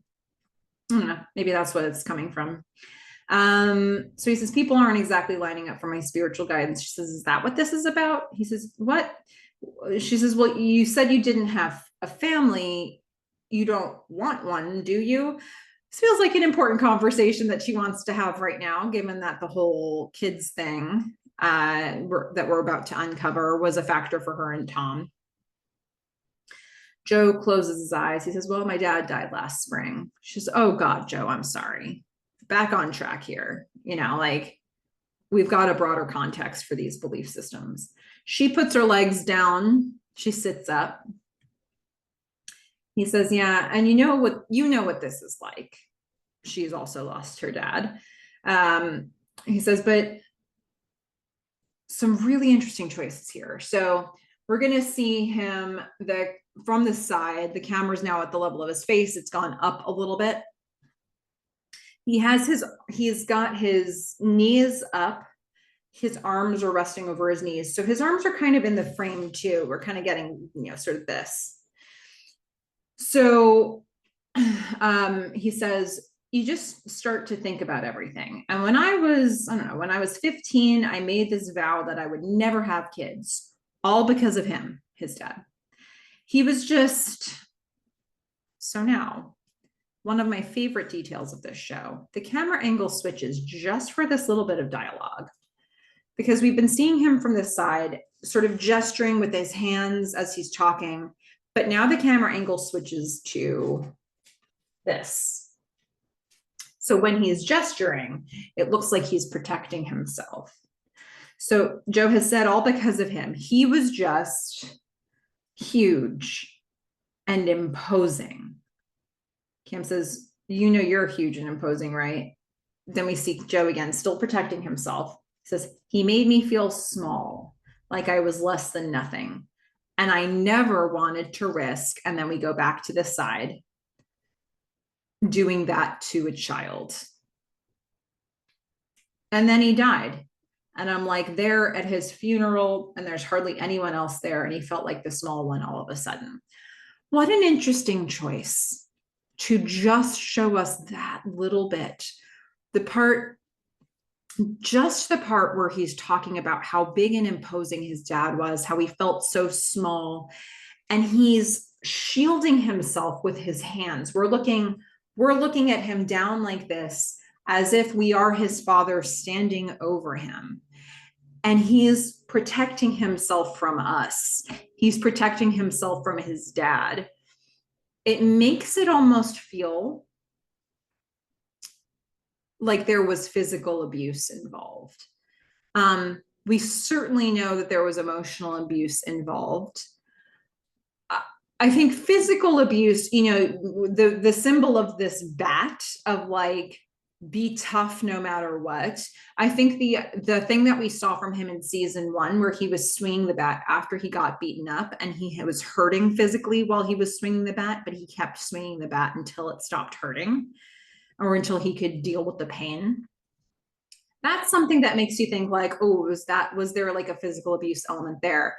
But really, this is the first time I've ever had a sense that he actually was physically intimidated by his dad. And it's such a significant choice to me, and it colors the way I look at that relationship. And then to go back to the side when he says, and that's why I knew I would never do that to a child. Like, he's not going to perpetuate that cycle. Cam says, and that made you want to have a family? Joe says, it made me realize that we're different people, and maybe I would have been better. Cam's just listening to all this. He says, do you ever think about kids? She says, yeah, I just sprung it on Tom one day. Didn't even really think about it. Just let's start a family. Such a stupid thing to say to someone if you're not ready for them to take it seriously. Joe says, and he did. Cam says, oh, I mean, he lit up. I've never seen someone so happy. And so we started trying and it didn't work. And I was relieved. I was relieved that Mother Nature made a decision for me that I was too spineless to make for myself. And I realized I was just going through with it because I didn't want to disappoint him again. Sorry, I shouldn't have said that. Joe accepts it and he says, you know, it's so good to actually talk to you. She says, yeah, you too. So if we think about the timeline of this, so we know that Tom and Cam already had like a conflict in their relationship about who did or did not want kids, even before like 309, 310, there is reference to this already having been a discussion between them. But when she says all of this, I get the sense that this, like her telling Tom, like, let's have kids, actually came in the years after 310. My sense of it is that this was her attempting to save her relationship, and she just put it out there and she just ran with it. That she was actually trying to do something that would, like when they came back from that visit to California with that horrible series of meetings, and they decided for Cam to work on the project remotely. And, you know, I would say in the years between then and when she went dark that last 5 months, that was Cam and Tom trying. They were going to have a kid, and that was going to maybe save their relationship. And then it wasn't working.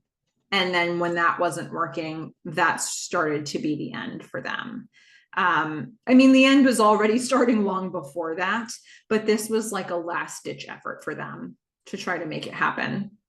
I think this would have been a major concession that Cam would have been making towards Tom. I don't know that Tom would have been expecting it.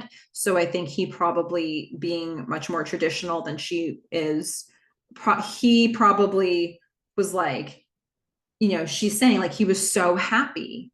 I like the fact that Joe's taking it in and no longer making digs at Tom. He doesn't need to. But he's just like, she's like, you know, he was so happy. Like I said, maybe we should have kids. And Joe's like, and he did. He wanted to have kids. Just very matter of factly. Her saying like he lit up. You know, this was really directly tapping into a wish fulfillment for Tom. And Cam, I guess, even at the time, knew she kind of didn't want it, but didn't want to say it because she was trying to fix the relationship with this.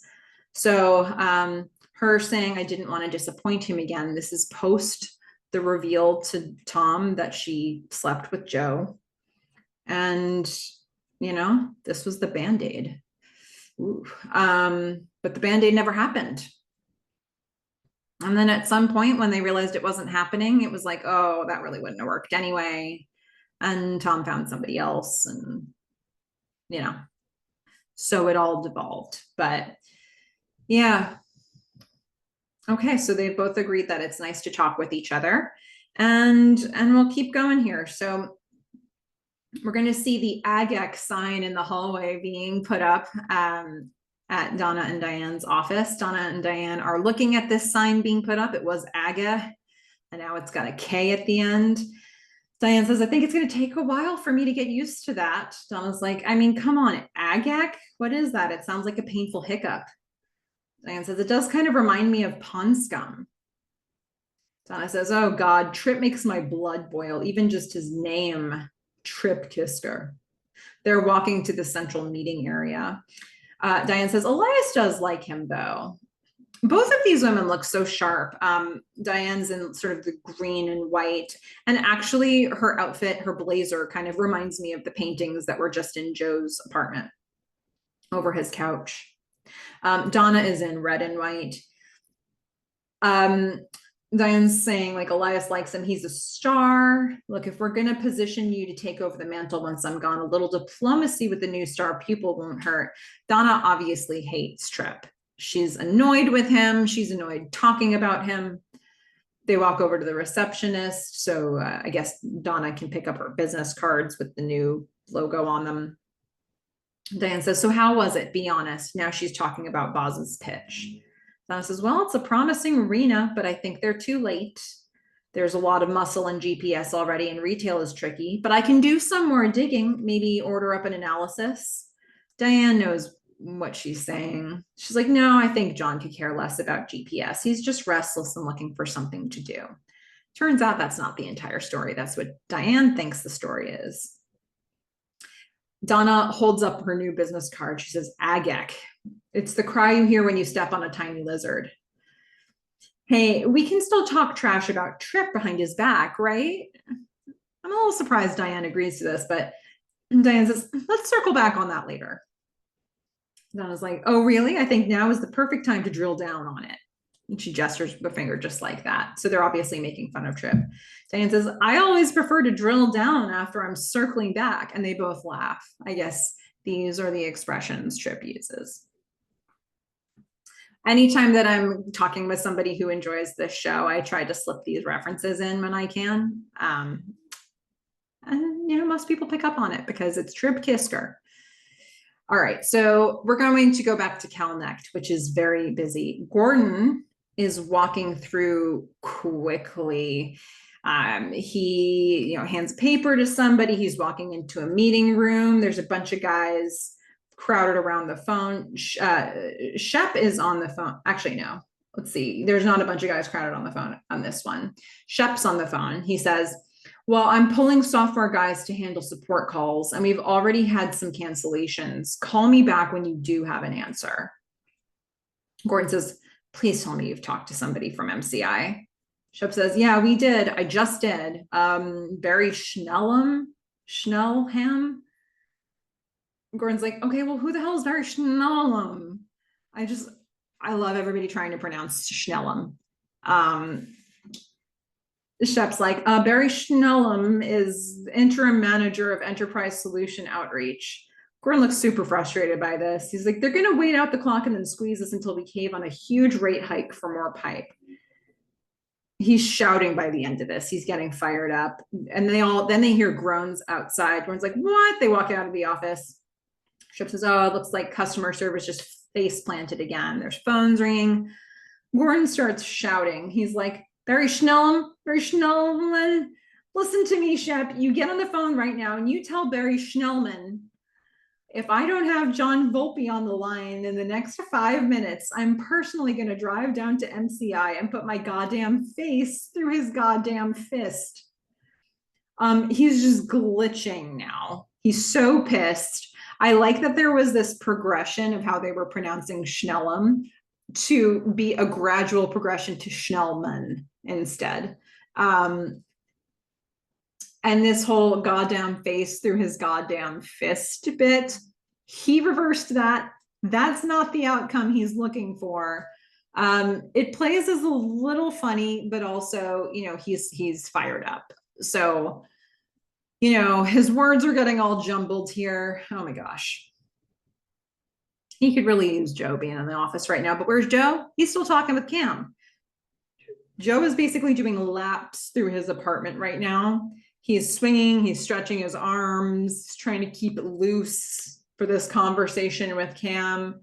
They're actually talking about Joe at this very second. Cam says, how is he? Joe's like, he's great. Calnecht is really successful. The ISP sector is growing like crazy, the internet service provider sector. Cam says, no, how is he? Joe says, I think he's fine. He doesn't talk about it much. So the fact that they've just juxtaposed these two things, Gordon having these, like the slip of these words, and then Cam and Joe talking about his health, puts a different patina on it, doesn't it? Because it kind of seems funny. And then when you're now reminded of his health, it's like, oh, what was that? So Joe says he doesn't talk about it much. Cam is lying on the floor next to her luggage because we need another angle for, it's amazing how many angles they found for Cam here. She says, it must be so scary. Joe says, I mean, he's really happy, or at least he was until I told him about my new web idea. She says, which is, Joe says, okay. So he goes into sort of like telling her about his pitch mode and he gets excited. He says, so imagine like a website of websites, a curated index that takes you to wherever you want to go. She says, like the yellow pages. And he's walking through, he slams the top of the door frame like a tall person can do. I could only dream of doing what he did there. He's walking into the hallway. He says, no, it's so much more than that. It's like a portal. There's a knock on Cam's door. She says, wait a second. He says, okay. I love, he's like so excited. And then she says, wait a second. She's like, oh, okay. And he just like zips it back in. Cam answers the door. Gavin from Atari is there. She has been on the phone all day. She has clearly not gotten back to him. She ignored his message. He's like, Cameron, hey. She says, hi. He says, your phone's been tied up all day. She's actually physically holding it right now. We see them in like the bottom of the screen. You know, the camera doesn't even want to watch this conversation. It's like, oh. Cam says, yeah, sorry. He says, do you have a sec? We need to talk.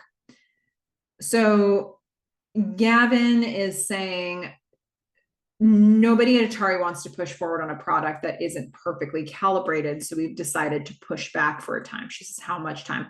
All of this, we can barely hear this.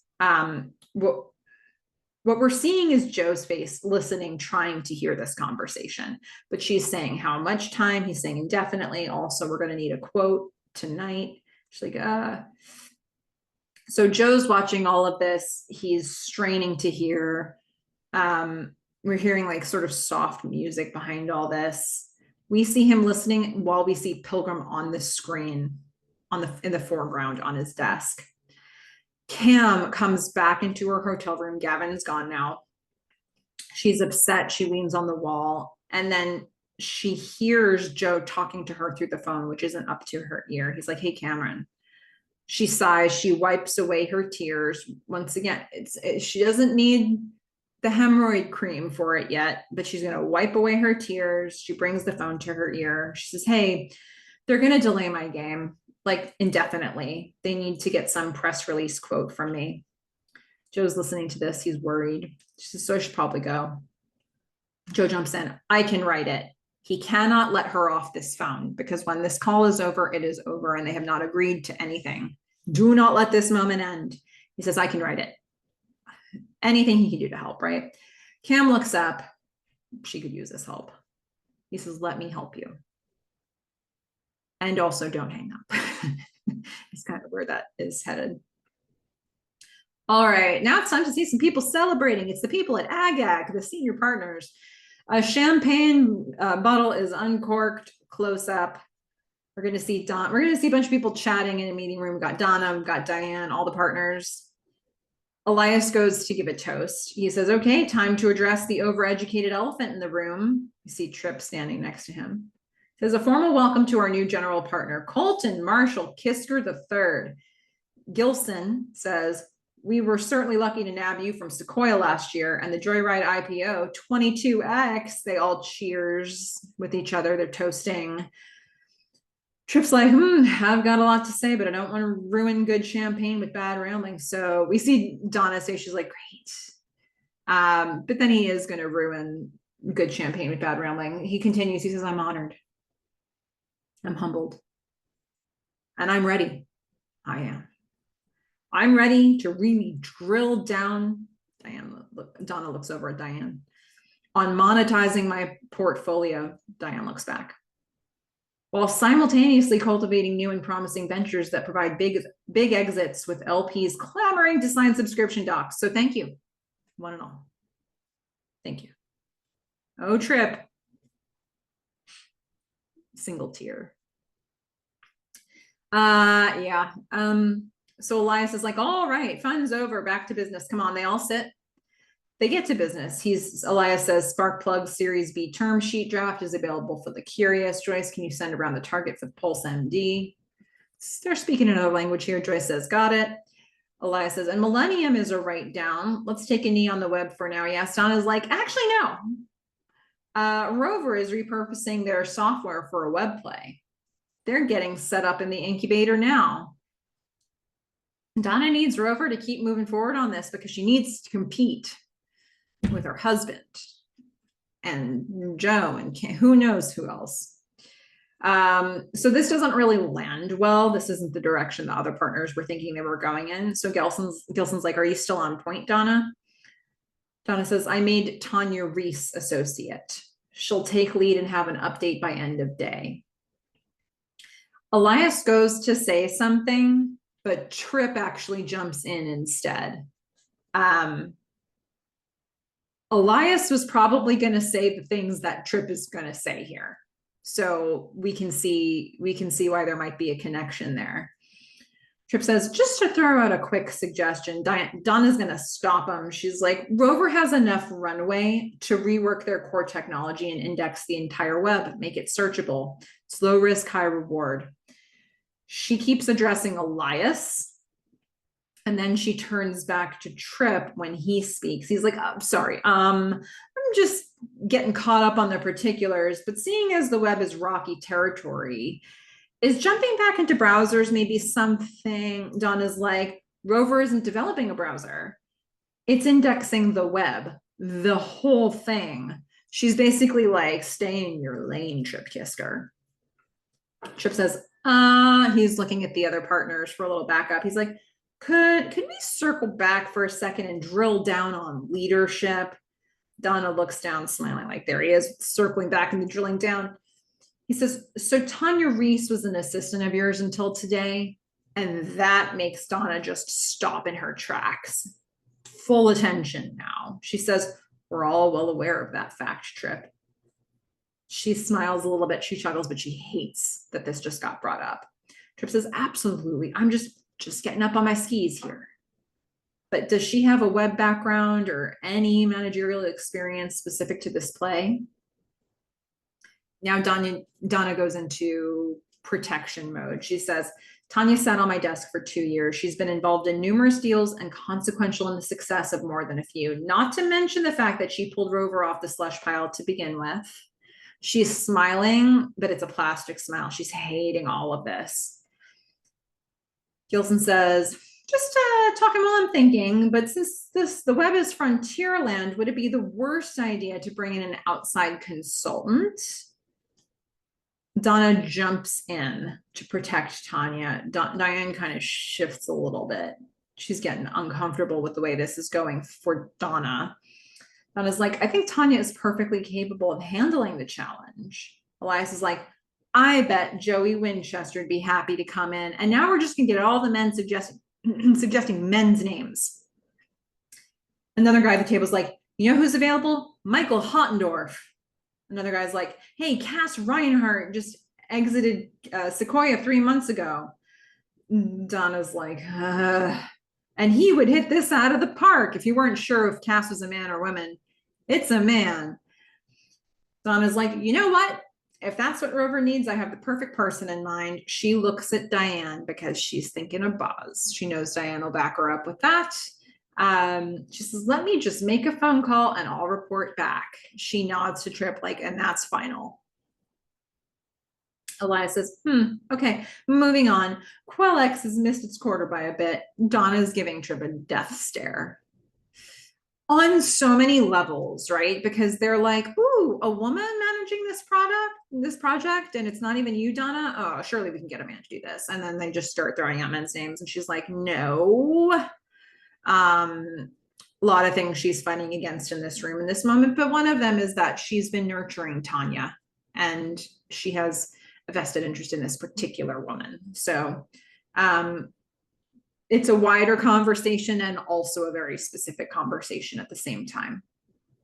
Okay, we're going to go back to the Kellnecht main office, which is totally unhinged now. Shep is saying, a Livermore 3 can take about 2% of our load. Gordon's like, oh, it's a drop in the bucket. We're getting hit in the face with a fire hose. So, people are just staying online all day now. Boz comes in because Boz he's got bad timing today, especially in this situation. It's like, it's a Greyhound bus station in here, Gordon. He shakes Gordon's hand. Gordon's like, Boz, what are you doing here? Boz says, I don't know. I just thought I'd stop by. We didn't get much of a chance to catch up on your birthday. It is mayhem here. Gordon says, hey, step into my office. So they do. Boz says, looks like you could use a break. Gordon goes in. Haley's in there still at her desk. He says, sweetie, can you give us a sec? Boz greets Haley. She leaves. He says to Gordon, pretty young secretary you got there. Boz says, I thought the ISP business was supposed to be easy breezy. People are running around out here like their balls are on fire. It's like, well, we're going through some hiccups today. Boz says, yeah, I remember days like that, the old bucket brigade routine. My God, it makes you feel alive though. Doesn't it, Gordon? Doesn't it? And he's like sort of punching Gordon. He's just so off. And we're going to find out finally why in a moment here. Gordon doesn't really have time for this, and he's looking distracted, and Boz is pointing to the painting because that's somehow going to be his segue. He's like, them blue men were something, weren't they? Gordon's like, yeah. He's like, they're drumming. All they're blue. That's the Blue Men group. Gordon is like, hey, listen, Boz, today might not be the best time. Can we grab a drink in a few days or something? Boz is really struggling, and now he's gonna have to put it out there. He says, yeah, but look, Gordon, I need to borrow some money. Gordon sits on his desk like, whoa, okay, he needs to sit down for this. Boz says, Diane and I were looking to invest in this housing development. She lost interest and I didn't, so I put up some of my own money without telling her, and then I went in whole hog. So, I put in good money after bad and bad money after worse. And now I'm in the drink. First banknote's due in a week. Gordon says, well, all right, well, why don't you ask Diane? She's your wife. Boz is like, she's not my wife. I'm not a kept man. I got alimony to pay. I'm paying down college loans for the kids. I sold my boat to pay this thing down. Gordon says, you sold your boat, Boz? I mean, how short are you? Boz is like, 18,000 for the first payment. Gordon looks stunned by this. That's a lot of money for the first payment. Gordon's like, Boz, why the hell are you coming to me? Boz says, well, no, don't worry. I'm good for it. Said like the person who's not good for it. Says, no, I got this GPS thing that I'm working on. And then I got so much stuff in the hopper right now. I'm just a little cash shy. So I figured Gordon says, oh, you figured that since I hired the Blue Man Group that I must have cash just falling out of my pockets. Look, Boz, I'd give you the money in a heartbeat, but you live with Diane, who works with my ex-wife, who has more money than all of us combined. I can't get in the middle of that. Okay, you're going to have to ask her. Well done for Gordon here, I think. Like, this is probably the call. And he gives good reasoning for it. Boz just hangs his head. He's like, that'd be the end of us. Things are choppy at home. I mean, Diane's it for me. She's got to be. Gordon says, look, Boz, I got to get back out there right now. I can't. Boz knows this isn't happening. He says, all right. And we're going to get the handheld camera shooting all of this. It feels so awkward to be in this room right now for us as a viewer, for the camera even. Gordon is watching Boz leave. Boz turns back. He's like, it wasn't all about the money. You don't know what it's like being retired. Hell, you just turned 40. You got a dozen more tricks up your sleeve no matter what. I'm 65. This can't be my last thing.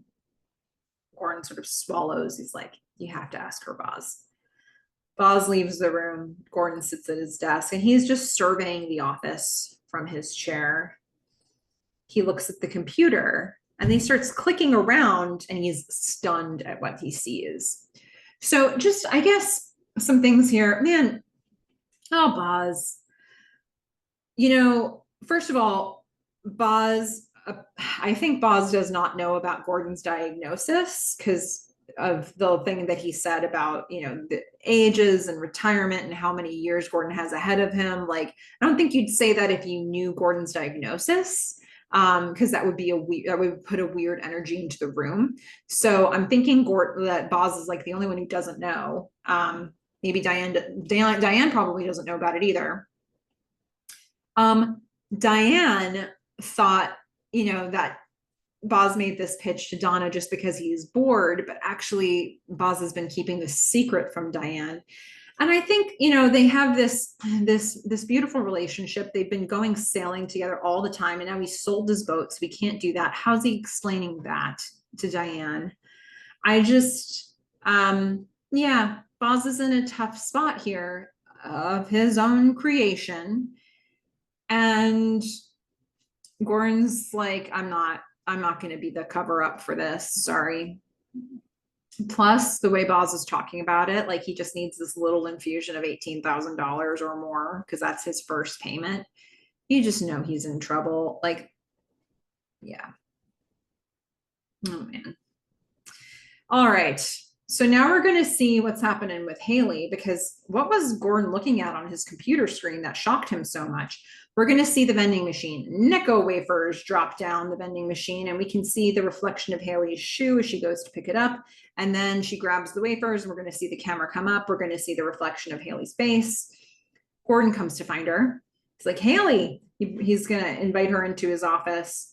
We see Haley's website, which is the best. And there's a list of links, some of which I could read and some of which I couldn't. I definitely see NASA, Justin's links from the Underground, MTV, SETI, the unofficial Richard Pryor stand-up collection, the Nebraska Miniature Horse Preserve. I think there's one that says Bloomberg, and I think there's one that says Dr. Fun, and there's some other ones in there that I couldn't make out. So Gordon's like, come here. And he brings her into the room. He says, what is this? She says, well, I just took a little break to make something. I'll keep checking for broken sites. And he's like, no, it's fine. He says, that drawing is awesome. He's so amazed by what he's seeing. She is proud. She says, well, it's because it's Haley's comet, because I'm Haley. She doubts herself a little bit here. She's like, is that lame? He's like, no, Bug, that's not lame at all. He looks back at it. He smiles. He's like, you like Richard Pryor? She says, well, yeah, he's the best. He looks back at it again. He's like, I had no idea you could do all of this. He clicks on the Nebraska Miniature Horse Preserve link, and it comes up on screen, and that website. And she's like, well, markup language is pretty easy. It's not like C++ or anything. Gordon smiles and he points. He's like, that pony is dressed like a little pink cowboy. She says, it's actually a miniature horse, so it's way cooler. She leans in. She takes control of the mouse. She clicks, and she gets to another screen that shows a full listing of her links. He's like, oh my God, this Shep bursts in. He's like, John Volpe on the phone. So once again, Shep interrupting an important bonding moment between daughter and father. Gordon is going to nod, and he's going to stand to leave. And he looks back at Haley. He's like, this is rad. She's like, rad? He says, rad. This is rad. Yes. He leaves, and she smiles kind of proudly. It's this interesting thing, right? Because we've seen how she's totally unable to speak, even to people that you think she's probably fairly close with or has seen a lot of. We never see her communicating and really struggling to voice whatever it is she's thinking. And then now she's just shown Gordon, like, just on this screen is a list of the things that Haley enjoys, and there's so much to that. And Gordon is now learning a lot about her from this list that she's created. And she has the skills to have created it to begin with. And he's just impressed, and he's learning something about her. She's now like, this is now a way she can communicate. And it's being very well received. So maybe this is a way to start breaking into some of that confidence to speak her mind. All right, now back to Cam and Joe. We're going to see some dominoes lined up in Cam's hotel room. I'm not really sure what these are. It looks like she's going to be whittling it later. At first it looked like crackers, but it's not. She's whittling, or maybe it is, I don't know. She's whittling something here to make these. Joe says, you ready? Cam says, yes, go ahead. He says, okay. he starts quoting the quote that he's created for her. A game of this scope can't be rushed. The Atari team and I have forged a fruitful working relationship that will continue to deliver the engrossing game experience our fans demand and deserve. I'm gratified by Atari's commitment to the title and look forward to our ongoing relationship. Cam goes back to the phone. She picks it up, so he's not on speaker anymore. So that's the way that she was protecting her ears. He says, in addition, I firmly deny that I have an urgent desire to scalp Gavin Green, scoop out his brain, and shit in his empty skull. Cam laughs. She's like, yes, I think we should send it. I mean, minus the last part, unfortunately. So he's helped her. He's worked up this, like they stayed on the phone while he worked up this quote, this reaction.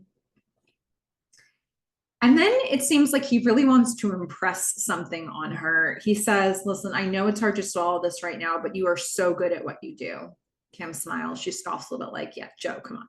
He says, no, really, don't let that asshole take that away from you. He's a parasite. You create. You make something out of nothing. And I've always been in awe of that.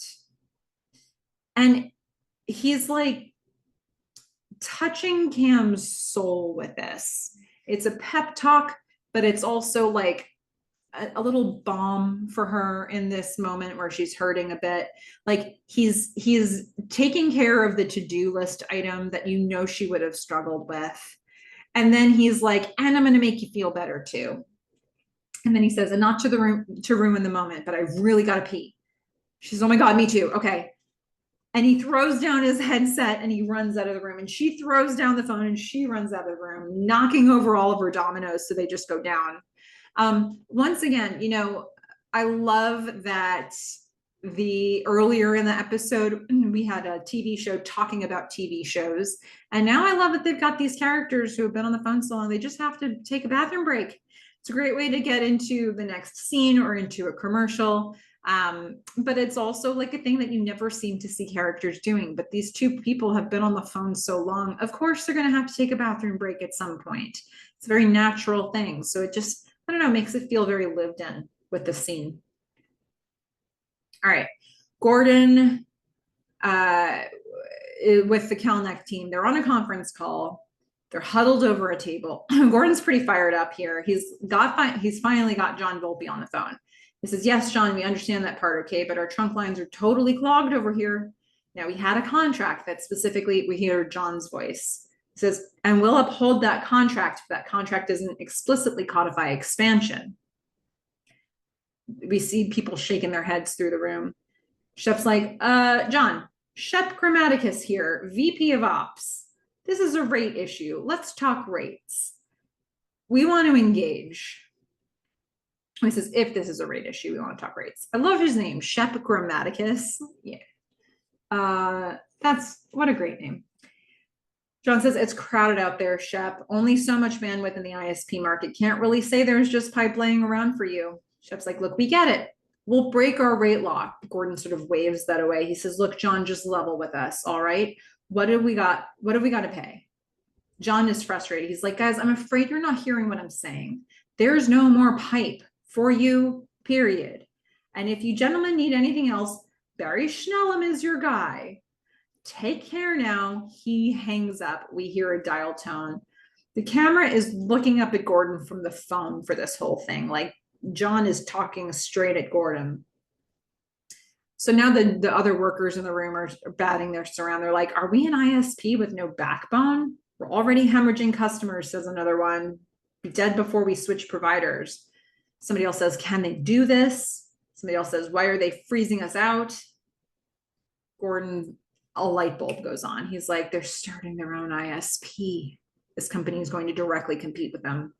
He starts walking dazed through the room towards the door, past the Calneck sign. Golden hour is hitting. The guys are like, oh my God, like this utility is now going to compete directly with us. There's no way they can survive that. The worker says, we need to retain outside counsel. They can't do this. They're a public utility. They can't pick winners and losers. Somebody else says, we've got to do something. The workers' voices are getting lower and lower. Gordon is staring into his office from the room that he's in. He's staring through the door, through the door of his office to where Haley is working. And the workers are still trying to get his attention. But the thing is, like, maybe Haley just had a really good idea. Like, the execution of the idea might be like the solution to what's happening in that room right there. So Gordon is looking at Haley through the office door. We see, I really like this. We can see Gordon looking at Haley. So we see Haley, but we also see then Gordon's face in the window and the reflection of the Calnecht workers. So it's like we see Haley, and then we see Gordon and the Calnecht workers reflected. It's hard to say which one is the real one and which one is the reflection, but it's just like, ooh, it's just these different possible business paths that are laid out in front of us. Okay, and now nighttime. Joe is sitting on his window bench. He's drinking wine. He's got his headset back on. He says, does this qualify as drinking alone? Cam laughs. She's like, it does. She's drinking a little mini bottle of wine. She says, she looks out the window. She says, oh, do you see that? The moon. She walks to her window. She looks out the window. She says, look out your window. He looks out, but he can't see it. He says, I think the hill is blocking it. She's at her window. She says, they're both at their windows now looking out. She says, oh, that's too bad. It's so beautiful from here. Joe is just savoring this. They were looking out at the city earlier. Now they're looking out at, she's looking at the moon. He's looking for the moon that he can't find. So he's just savoring this. They've been on the phone all day. It's so, I mean, it's so romantic. Nothing that they were supposed to do interrupted this conversation. She is smiling. He thinks of something. He has an idea, and he looks at Pilgrim still on his screen. He smiles, and then we're going to hear the sound of a knock on a door.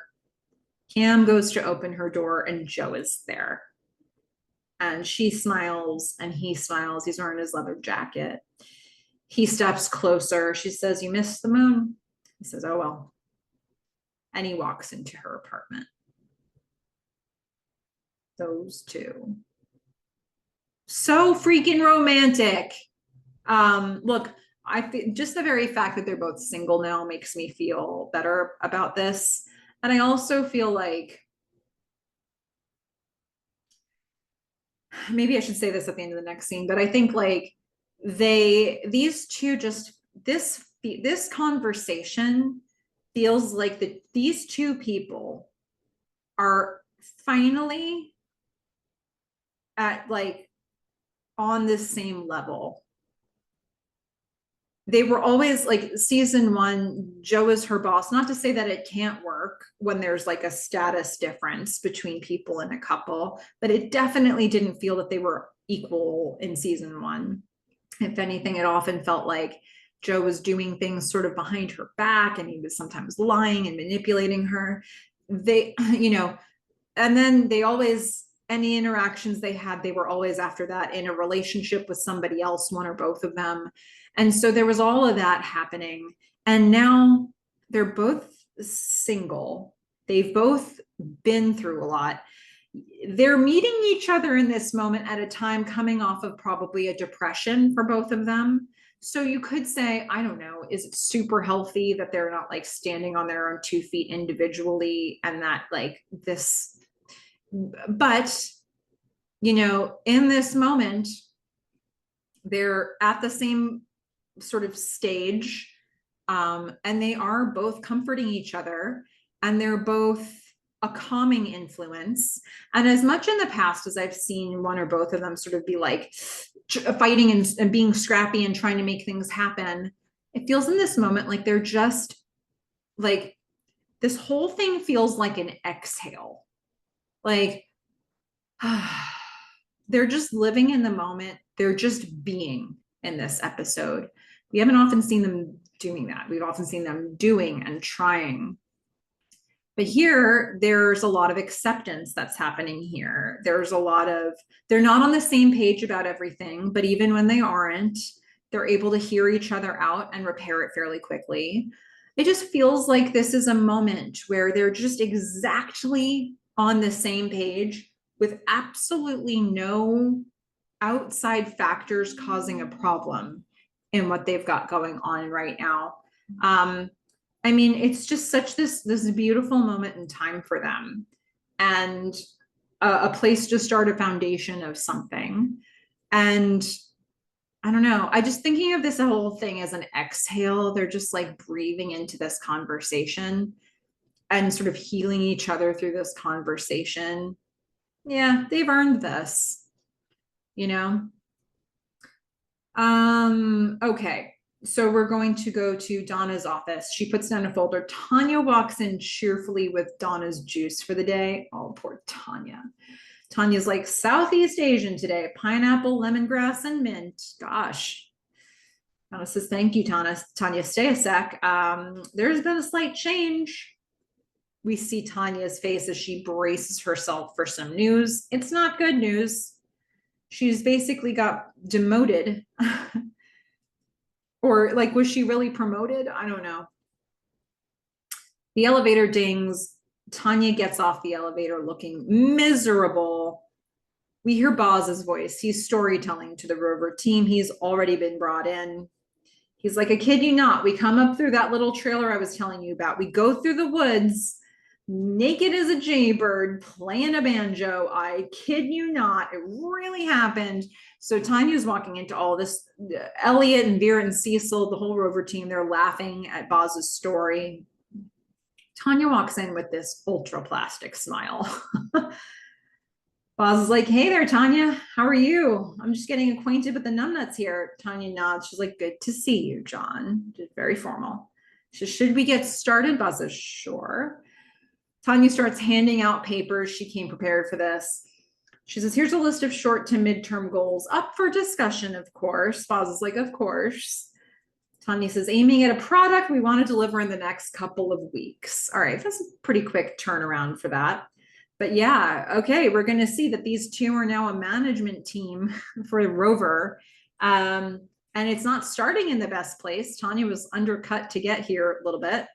And Boz, you know, he's got his own stuff going on. Is the money he's making from this going to be enough? I mean, he's got 18,000 for the first payment. Hard to think this is going to be enough, but we'll see. Okay, so we're going to get to the next morning now. We've got the whole night has passed. Joe and Cam spent the night together. We're now going to go to the diner because they spent the night at her hotel. So they're going to go to a diner called The Diner. You can see that written all on the outside. Joe and Cam come in. The bell rings. The waitress gestures to sit at a booth in the corner. They sit. We're going to hear the song Laid by James, which is playing softly for us, I think. Joe takes off his sunglasses. They look at each other. The waitress hands them menus. They look at those. We're going to get a close-up of Cam's face as she's kind of looking down at her menu. And then we see Joe's profile. And Joe says, so do you know what you want? He looks up, and then the camera pans to Cameron.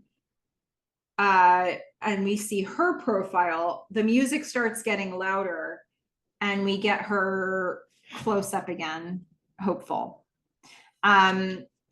So yeah,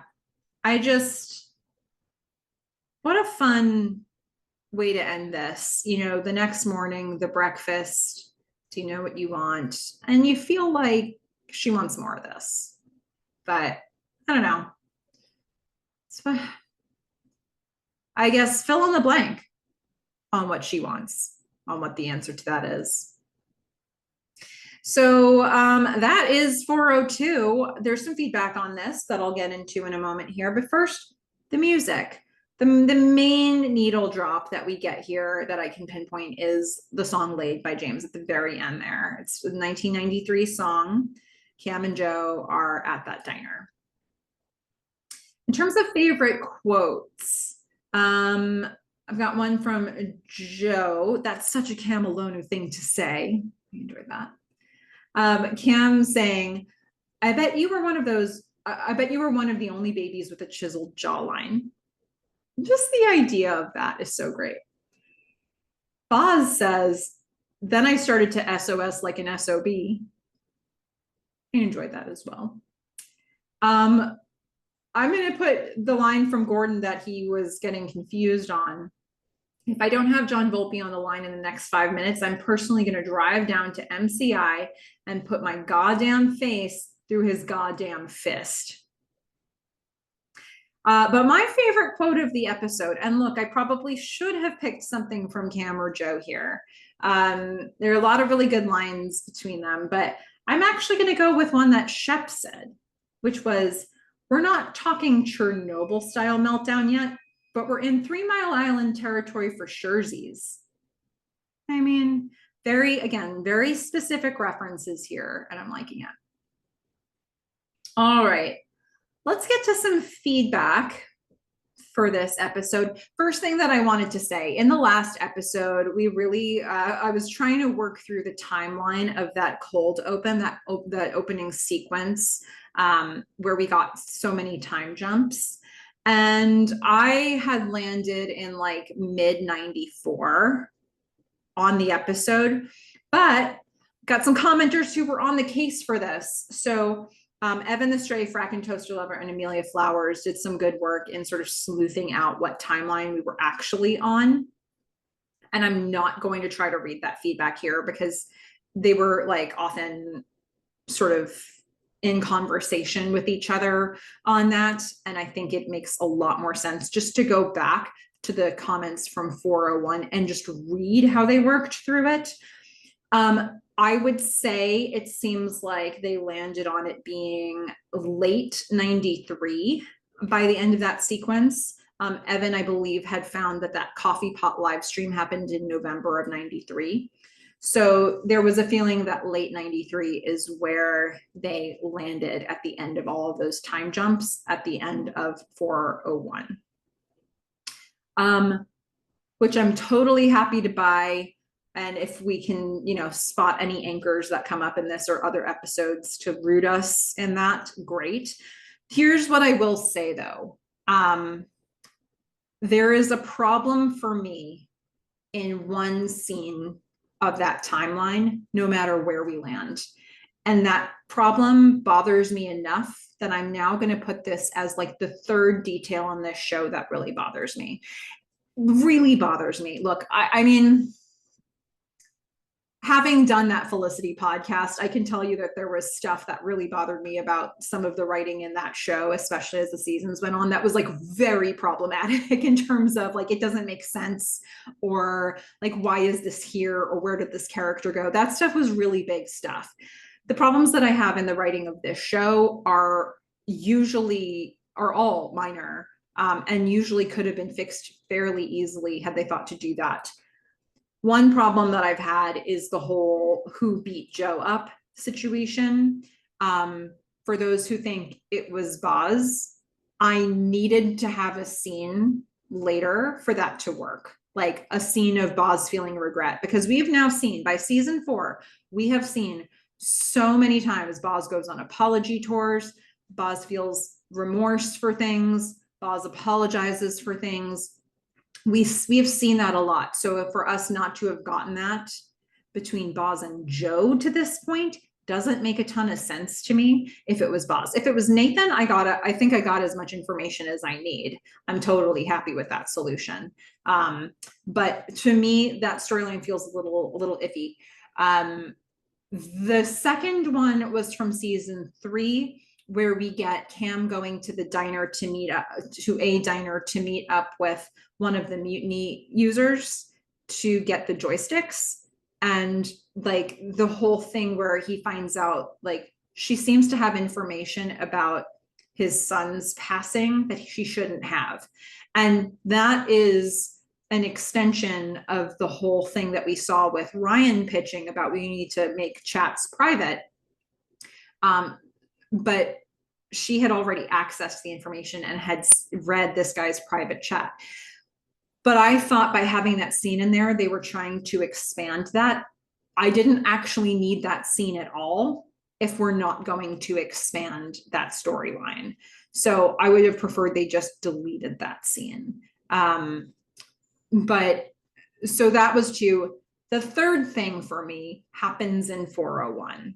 there is a moment we were trying to, again, the show does not give us exposition about what time period we're in. It does these really artistic time jumps. It's asking for us once again to be detectives and to figure out where we are in time. And there is one scene that happens very early in the cold open and the time jumps where there are workers who are working on the patch on the floor. And Gordon makes reference to Godzilla fighting Mothra again. And if the workers are patching the floor, you would think that would have happened soon after the meeting where the floor broke to begin with, where it caved in. So, if those meetings, if 310 happened at the end of 1990, like December 1990, and then you get the phone call where Cam calls the office to start the cold open, and Gordon's like, Happy New Year, so we're in early 1991, and then we time jump and we've got workers working on the floor and the Godzilla versus Mothra comment. You would think they haven't waited years to patch the floor, but Godzilla versus Mothra, that was released in Japan late in December 1992. It makes no sense for the workers to be working on the floor like over a year, more than a year later, almost 2 years later. But it doesn't make any sense to me that you'd make such a specific cultural reference years before it happened. So yes, Mothra first came into existence in the 1960s, and there was a prior edition of Godzilla versus Mothra in 1964, I believe. So Gordon could have been referencing something from the 60s, but why? We have never seen him have an interest in this subject before. Like, he's not somebody who's actively looking at the comics in that area. He's not all the time like quoting this type of movie reference. So if you're going to make such a specific pop cultural reference that you can very clearly tie to December 92 and Japan, just leave it out. Just don't put that there. And then my confusion goes away.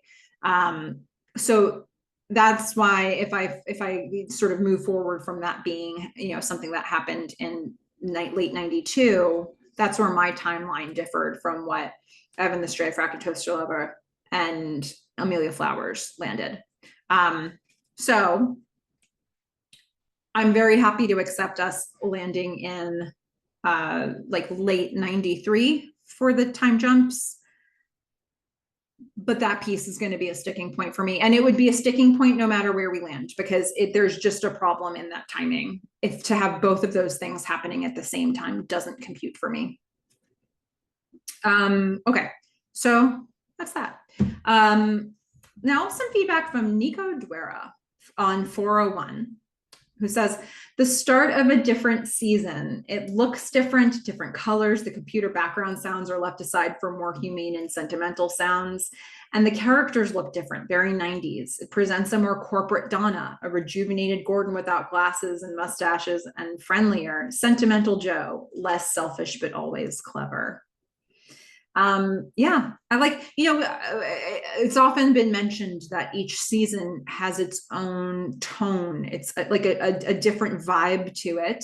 And I like that Nico's pinpointing some of these things at what felt distinct to him about season 4 from the previous seasons. Synthetic Gerbil had one to point out as well, again, from last episode 401. My main issue with season 4 is whatever's going on with the cinematography within Donna's office. There's like this green tint to a lot of beige, sometimes some red. It's so weird and off-putting. Was it intentional? But no big deal. This is the best season of television in all of television history. I mean, my goodness, Synthetic Gerbil, big thing to say. Gosh, right when I first read this comment, I was like, I really need to keep watching for Donna's office to see this color tinting. And I didn't. Here I am at the end of 402 and still didn't really notice. I feel like I'm going to need some screenshots of this. I'm going to need to like really, really pay attention. But this is on Synthetic Gerbil's mind. Okay. Synthetic Gerbil also mentions the actor who plays the man that hooks up with Donna plays Bash on Glow. He's an amazing actor, and it's kind of funny here. He's just briefly shown in a non-speaking role. It's very much blink and you'll miss it. Apparently, he's also Carrie Bechet's partner. What? That's Chris Lowell. Yeah, so we just got Chris Lowell coming in for a moment, and Carrie Bechet's partner. There it is. Cool. All right, thank you for bringing that up. That's a fun fact for us to think about. Okay, now we've got a couple of comments that felt kind of like they were dealing with the same sort of an approach to thinking about the show. We've got one from Sergio Padilla, I hope that's how you say your name, from 401, who says, I wonder if Tom is based on Mark Cerny. Mark was a young video game programming prodigy who went to work for Sega in the late 80s and was based out of Japan before moving back to the US in 91. He later went on to work for Sony and was a lead designer on the PS3, 4, and 5. Fun fact, good to know. I like this. Maybe he was. Very well could be, right? Thanks for spotting that, Sergio. And in a similar vein, @_QA_ made a comment from episode 308. Ryan reminded me a bit of Aaron Swartz, who helped develop RSS. Others have also made this comparison. He, in real life, released documents thinking the information should be free and met a similar fate due to pursuit of the feds. Ryan's character, and indeed people of the same personality and psychological makeup, are very concerned with ultimately doing what's right without fully realizing the consequences of their actions in a world that isn't ultimately concerned with right or wrong always. I think this stems from wanting to live in a world that is just and makes logical sense when that's not the world we live in. The hardware packet sniffer on the line by the FBI agent always gets me. It's the only part of the series that I didn't quite like. I realized for an audience that perhaps doesn't have network routing packet switching training, this might fly under the radar, but packets, such as tracing a computer that was hacked, usually comes down to logging of access at either end, intrusion detection systems, or capturing the data actively with something like Wireshark used for packet sniffing.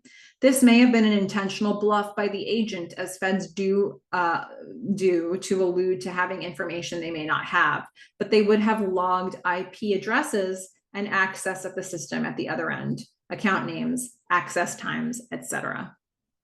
Okay,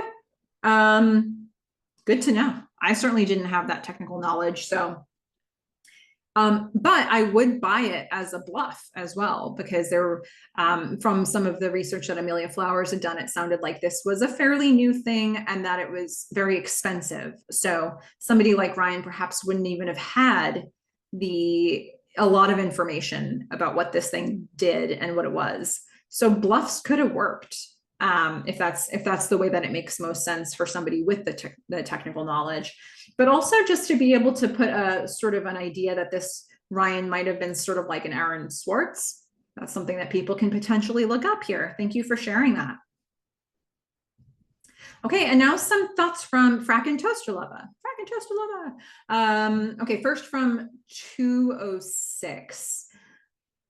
The first time I watched this episode, I was particularly irked by Henry for making Gordon's illness all about him, even after he just heard about it, and then caring much more about what Gordon could do for him than about the fact that Gordon is dying. It also made me think about how Gordon was the little brother who was smart but less cute in high school, and now he has a close friendship, a partnership with Joe, who is also something of a big brother figure for him. I've been hanging on to this for a little while, and finally we get mention of Gordon's brother again in this episode. So I thought I'd bring that back, because Gordon is connecting with Haley about how, Joni takes all this attention away from Haley, and then Gordon can relate to that because of how his brother Henry had been when they were younger. And so, that is the one situation so far that we've gotten able to see where we actually saw Henry behaving, and it, provided some context. And now that we get more information about their dynamic in this episode, it sheds some light on it. So Frack and Toaster Lova's thoughts are fun to bring back in to this one. So there's that. And now let's look at 305. This is Yerba Buena, if you remember. Kim ends up missing out on something she really wanted to get her father's motorbike because she couldn't deal with talking to her mother. And maybe she's also repeating her mother's patterns. It's also been hinted that her mother has mental health issues too, maybe depression or anxiety. And now we know she's moved from her old house before and now is moving again to another state and selling her late husband's stuff in an attempt to move on and get rid of the past. I imagine she had a very difficult time, both emotionally and financially, as a young widow and a single mother of a young child. And maybe she's never fully processed her Cameron 1.0's death and recovered, making her a poor parent and unable to help her daughter deal with her own loss and grief. Maybe that's just me extrapolating from the way Cam/Catherine behaves and the way she isn't good at dealing with trauma and instead keeps running away from intense and upsetting feelings. Here she does it literally. Every other time she does it by isolating herself and focusing on work. It also feels like her mother needs Len to take care of her, maybe similar to how we've seen Tom take care of Cam when she's having panic attacks or emotional breakdowns. I've been hanging on to the moment that I could share this again too, because we get more information about Kim and her mom around the time right after her dad died. And I think it fits really well with a lot of things that Frack and Toaster Lover shares here. And, you know, we have seen Cam. We've seen Cam isolate. We've seen her go dark and not be contactable or reachable to the other people trying to reach her. We've seen her get sucked into projects. And now we hear this story about, you know, Cam being put into pageants where you're expected to be perfect right after her dad died. And when she wasn't perfect, when she showed emotion and she cried, her mom would say, let's just get some hemorrhoid cream on there and pretend like that never happened. So in every way, she was really like encouraged when she was younger to keep the feelings bottled up because her mom couldn't deal with them either. And so, I mean, it's all making some sense here, I think. And I know we're going to get more information about her mom as well. But as we piece things together, I do think we start to see, you know, why Cam finds different ways to distance herself in these moments when she's feeling big feelings. So yeah. 401, another thought from Frack and Toaster Lova about the last episode. Where we left in season 3 with the hopeful tone, including the optimistic sounding Dylan song, and the show throwing hints that Joe and Cam would get together and that she would divorce Tom. And if the show hadn't been removed for another season, we'd be left on that note. But as there is a season 4, the show immediately throws a wrench in it, as if saying, you didn't think it would be that simple, did you? What was the plan before Cam's confession? Tom has to be in Japan for his job, and I doubt they agreed to be separated by continents for years. So is Cam supposed to be flying from Tokyo to San Francisco on a regular basis? In any case, the decision was made after Cam's confession, which was apparently around New Year. But we don't see that scene here. We see nothing between Tom and Cam in this episode, so we're left with many questions. Why did Cam confess? Maybe she just couldn't bear the lying and pretending and keeping such a huge secret. I think telling the truth was definitely the right thing, but what were the intentions and hopes when she did it? Did she think honesty would help mend their marriage? Did she think at any point that Tom would want to divorce her because of what happened? Did he consider doing it? How did that conversation go? After what we learned at the end of the episode, there are even more questions. Had they actually moved on? And did Tom leave Cam eventually for a fully unrelated reason? Or was their marriage never the same and always on borrowed time? What was their marriage like for those 2.5 or however long years or however long it has been? What was Cam feeling and thinking during those 5 months she wasn't calling Joe and Gordon? That was presumably when she was dealing with the breakdown of her marriage. Is she unhappy that Tom has left her or that it took him so long to do it? Or because she sacrificed the potential of a relationship with Joe to save her marriage and it wasn't really worth it? I love all the questions that are coming up here. I will go back to the top here because once again, Frack and Toaster Love and I didn't have the same vibe at the end of season 3. So I just wanted to put that out there. Back in Toast to Love, I felt that it was an entirely hopeful outcome. That, we hear this cheery song, "New Morning" by Bob Dylan. That we see Cam, Gordon, and Joe now partnering together on this project. We know Joe's admitted that he loves Cam, and Frack and Toast to Love, I felt that was helpful. I felt it was ironic because we had just seen in the car a conversation between Tom and Cam where they were planning for her getting on a plane and joining him first to go to Texas because they had Christmas plans in Texas. And then, like if she's doing that, they're not breaking up there. They're going to get on a plane and go back to Japan. So this idea that Cam is now working on this project with Joe and Gordon, even at the end of season 3, when we say new morning, for me, it felt ironic in a sad way because I felt that she was stringing Joe along. And I maybe felt that she was also stringing Tom along. I felt like she was stringing herself along. Cam can't have honest conversations with anybody about that stuff that's happening in 310. So for me, it didn't read as hopeful. It read as ironic. But that's why we all look at the same thing with the same information and we bring our life experiences to it and we have our interpretations of it. And that's a couple possible interpretations that you could have. And I'm sure there's more. So whoever's listening to this right now, what's yours?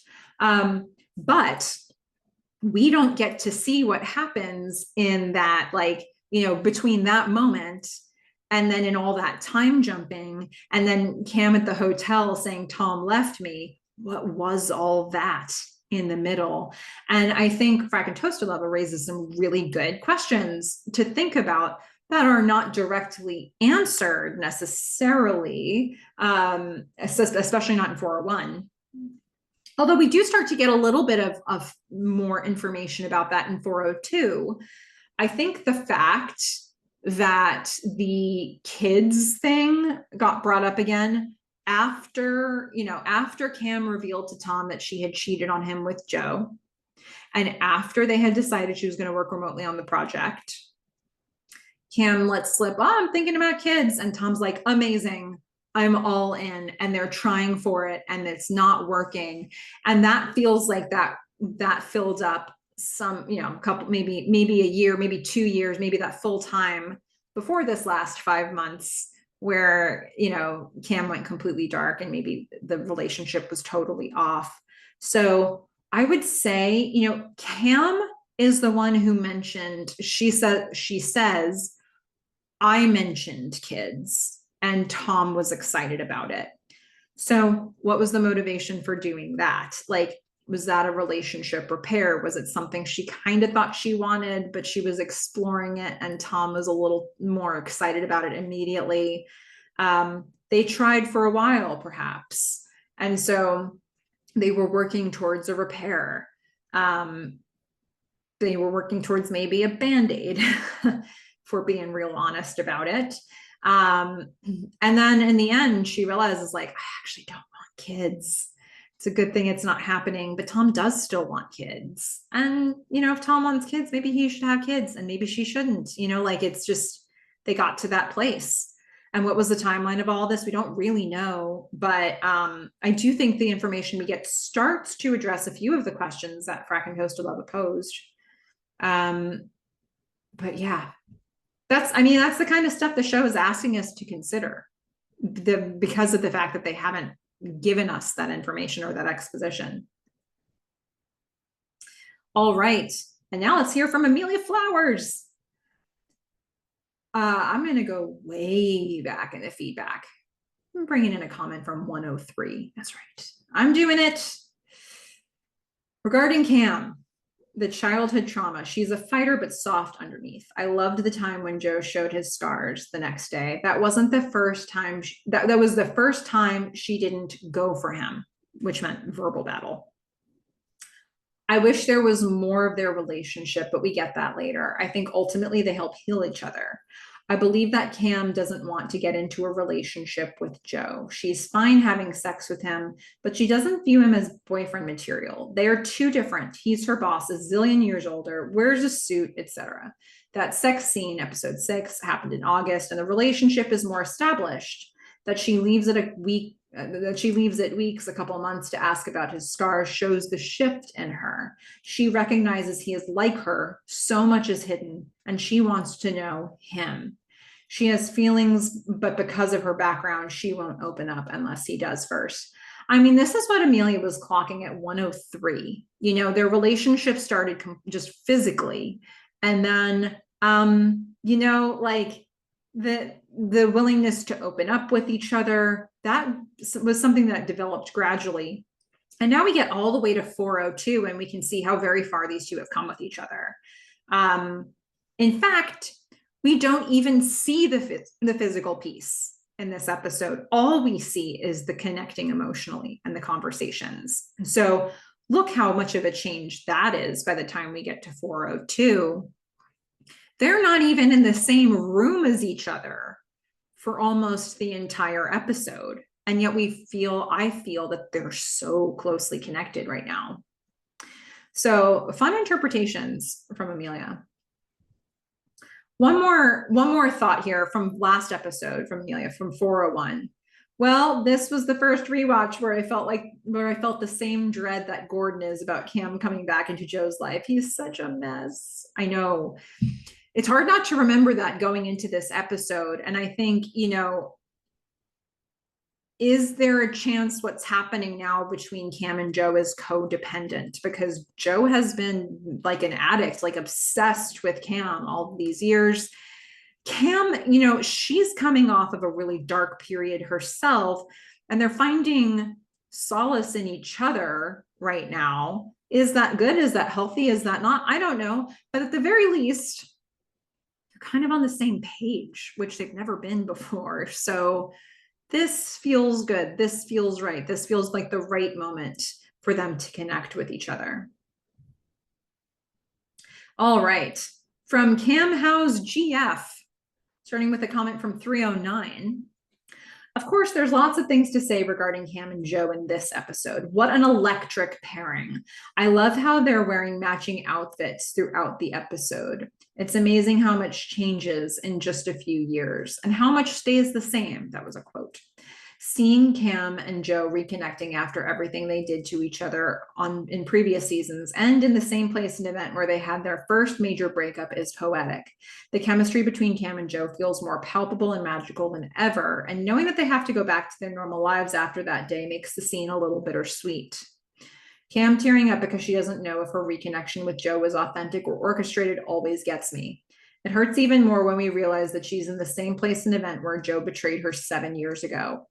And I just love the way Lee Pace delivered the line, "I came to see you." So tender and genuine.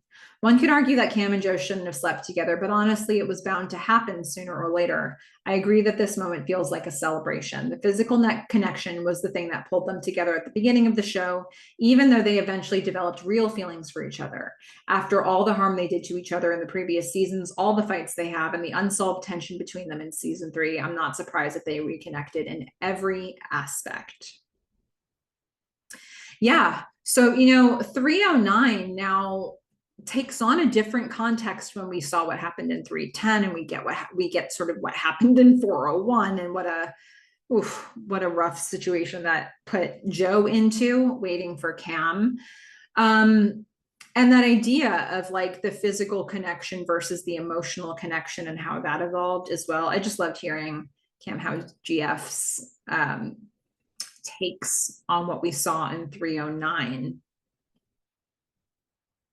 But also, Cam House GF has thoughts about 401. The doll parts needle drop might be one of my favorite scenes from the whole show. I love the contrast of Cam going through a rough time with Donna having fun during her dinner party, while the lyrics say, "Someday you will ache like I ache." So amazingly done. Well said. And I might even say, like, is Donna really having fun? Like, I think they're both aching in their own ways. I think that they're coping with it differently. I think Donna is sort of like drowning herself in the party atmosphere, perhaps, but I mean, she's really angry in the rest of the episode, so it feels like there's something under the surface that's not all the fun that it seems to be in the social situation. Let's see. Evan the Stray, hello. Okay, so a comment about 401 that I wanted to bring in here. Back to Cam's midnight time specification. So Cam was asking them to meet where it would be midnight for her on a call. Gordon and Joe, that is. So it was, I guess during the business day for Gordon and Joe, first thing in the morning, maybe. And for Cam, it would have been really late at night. So Evan the Stray says, guessing she's working at that time, which would be 8 a.m. San Francisco time, to mainly A, avoid Tom's criticism or judgment of the project or situation as he's maybe asleep in bed for work the next day at that point. Or maybe he's just not a night owl. One could argue that there's some parallelism between this and Joe playing tank battle with Cam in 201 while Sarah sleeps. Or B, it could also just be the time when she gets me time and can concentrate uninterrupted, or maybe both A and B. I really love the idea that this is some way a correlation in what we saw with that tank battle game, which, not for nothing, that was after he proposed to Sarah. So, Joe got engaged and then goes to play a late night game at tank battle with Cam anonymously while Sarah's asleep in bed. And so to tie it back to that does feel really interesting. And I like what that brings up. Okay, Evan the Stray had some thoughts from 402. First of all, Evan had wrote to me this whole theory about the direction on this phone call, the directions that Cam and Joe are looking in and where they are in the frame. He was running an experiment for the episode, and I'm going to encourage Evan to write that in a comment on this video that you can all check back for, because me reading it won't make sense. Like I'm going to get lost in thought as I'm reading it and won't be able to process it. I think it'll be better for all of us to read it in writing. You would have heard in this recap that I noticed in that very first sequence that, Cam was on one side of the frame, Joe was on the other, and they were looking at each other, but they were never in the same shot together. I didn't think to check how that matched up for the rest of the episode. So I'd be curious to see what Evan's results were. Okay, talking on the phone. Historically, I've loved talking on the phone, and I love that Halt embraced this vital communication technology. And not until maybe just now, I'm realizing that every long-term relationship I've ever had included a long distance component, minimum of 3 months long distance, maximum 16 months long distance. And even to this day, a couple of good friends and I can chat for 4 hours without problem, and it goes by so fast. Despite Cam and Joe being relatively local, it's great observing their conversation and interplay. Yeah. And during this time, phone conversations were much more the way to communicate with each other. So, a long conversation like this is definitely something that brings back nostalgia. Okay. Shot out of a cannon. What if Joe hired a woman, a seductress, to acquire Tom's love and devotion, thereby capsizing Cam and Tom's marriage and freeing Cam to be available to Joe? I'm in no way saying I think this. It's just kind of cloak and dagger fun to ponder. It's, in all seriousness, it's not that bizarre of a thought when applied to a season 1 Joe. So after 10 plus years, look how much Joe has grown. Yeah, okay. Joe season 1 might have done a thing like this. I definitely don't think that that's what's happened here, but yeah, Joe has grown. Nicely said. Love Joe's black and white checkerboard floor in his kitchen and off kitchen dining area. That's such a classic pattern, and I pretty mumuch always love it wherever it's applied. Yeah, that's true. That did jump out to me when I was looking at that. And we see him walking through his kitchen so much, and he just is walking. He's really doing laps around that apartment. Joe's determination to not hang up on Cameron after she falls asleep is so beautiful. I don't think it's desperation driving his action, rather him proving to her he's not going anywhere. Joe's been tuned into WCAM. I'm sorry, I'm getting lost there, for a decade. And that constancy must feel stabilizing at some level for Cam. First time caller, long time listener. Surely this warms her heart to some degree. though I suppose someone may find it a negative action, desperate. Thank goodness Joe has a headset. I don't know how Cam can stay on the handset for so long. I think Cam has speakerphone because it feels like there's a moment she comes back to the phone after being sort of physically away from it, um, like sort of far into the episode. But yeah, I do think it's beautiful. I thought it was so romantic, the very idea. And knowing that you're probably going to get an episode now where they're staying on the phone right from the way they introduced it is so lovely. Yes, I think, knowing how very dark and like sort of destroyed a place Joe was in 401, and knowing what Cam's probably coming off of, and that both of them has probably dealt with feeling depressed in recent months. Yep, you might wonder, like, what kind of footing are they on as themselves? Like, is this going to be a codependent sort of a thing that's being set up here between them? But I also just, it's really beautiful. Sometimes we meet, this is where we meet each other where we are, right? Sometimes this is it. And they're finding each other as sort of a light at the end of the tunnel. And I mean, I choose to see the romance in it, I guess. But we're going to need to see where it goes, right? Because is it going to be a healthy thing for them long term? It's beautiful in this episode, that's for sure. My God. My Hawaiian name is Iwana, and your Hawaiian name is Malika, according to paradisecollection.com. And I validated its correctness, at least to the show, by querying Cameron Camelonu, Joe Yo, and Gordon Kolakona. All names are matching what are repeated in Halt Gordon's in the last episode. Huh, nice digging. I am Malika, apparently. Cameron is melting the candy coating and chocolate off the peanut M&Ms in her mouth and expelling the peanut. All fresh M&Ms are organized by piles of monochromatic colors, and the peanuts are placed in a line.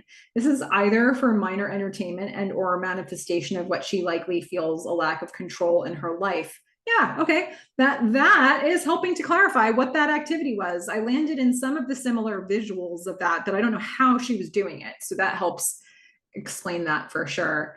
It's a very it's a very ritualistic way to approach her peanut M&Ms for sure. Joe's anarchy symbol art surrounding his bed feels like commentary on bisexuality, marriage, and relationships. Surrounding his bed. I don't know if I picked up on that. Gonna have to go back and look at that. Thank you. When Joe said he was on TV at age 11, he was a pilgrim, and he said that he and a friend were chasing each other around a float and almost fell off. That's about the age or time he fell off his parents' roof, too. I don't know. Interesting. Talk amongst yourselves. Good point. Well observed, Evan the Stray.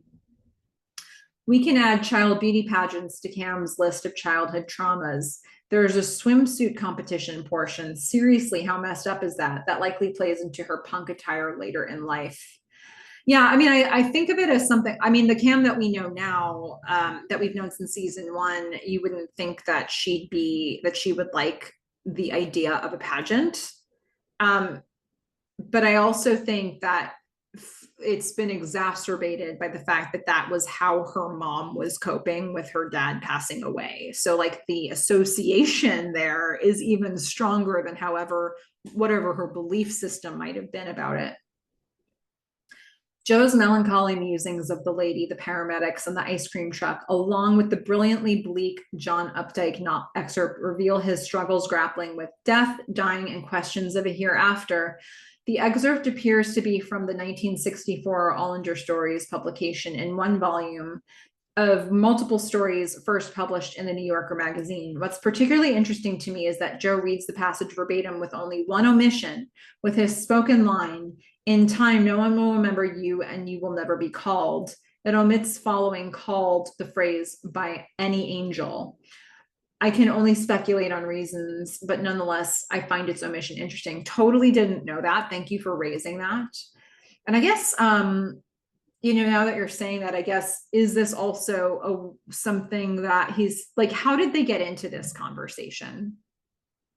Did this come perhaps off of a conversation about Ryan? Did it come, like, where did this come from that they would find themselves into this part of the discussion of things that are more spiritual in nature? Evan did a little digging. Nutella first came to market on April 20th, 1964. A 420 invention feels appropriate.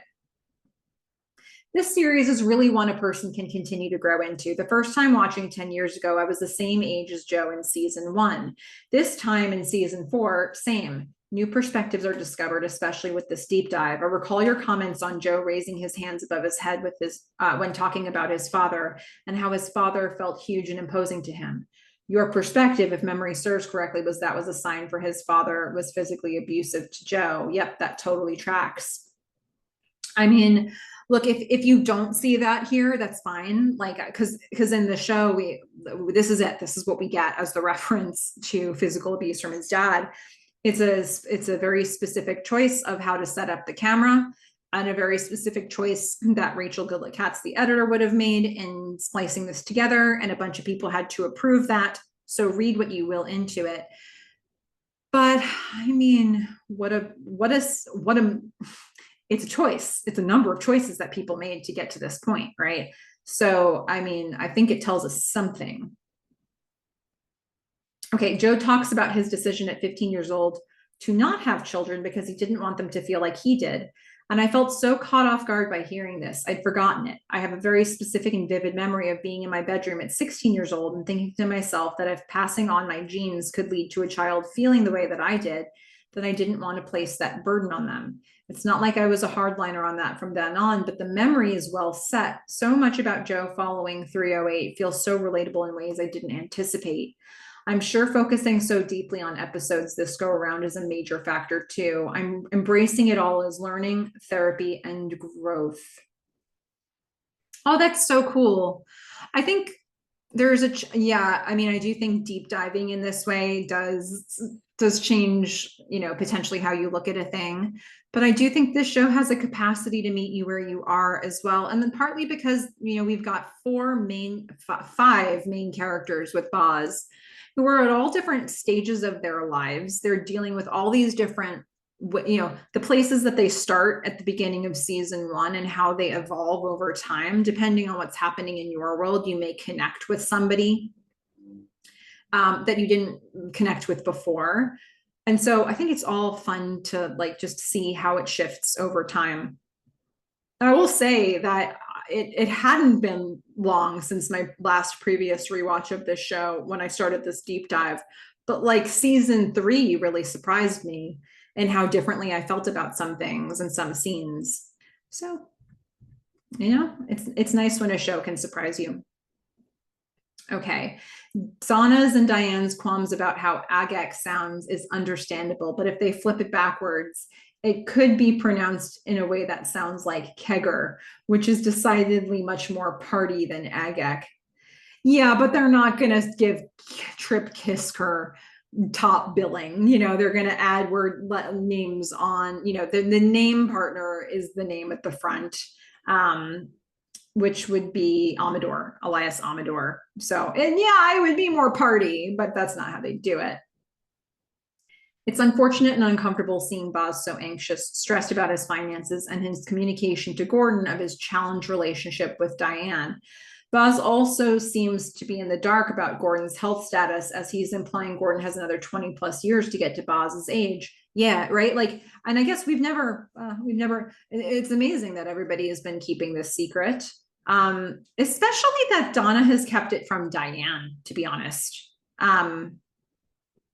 Because so much logistic consideration probably has gone into all of this. Has nobody been like, hey, why does Gordon have a driver? There are just certain things that you'd think it would have raised an eyebrow at some point, but I guess it hasn't with Diane and Boz. That, they might have been distanced enough while they were sailing.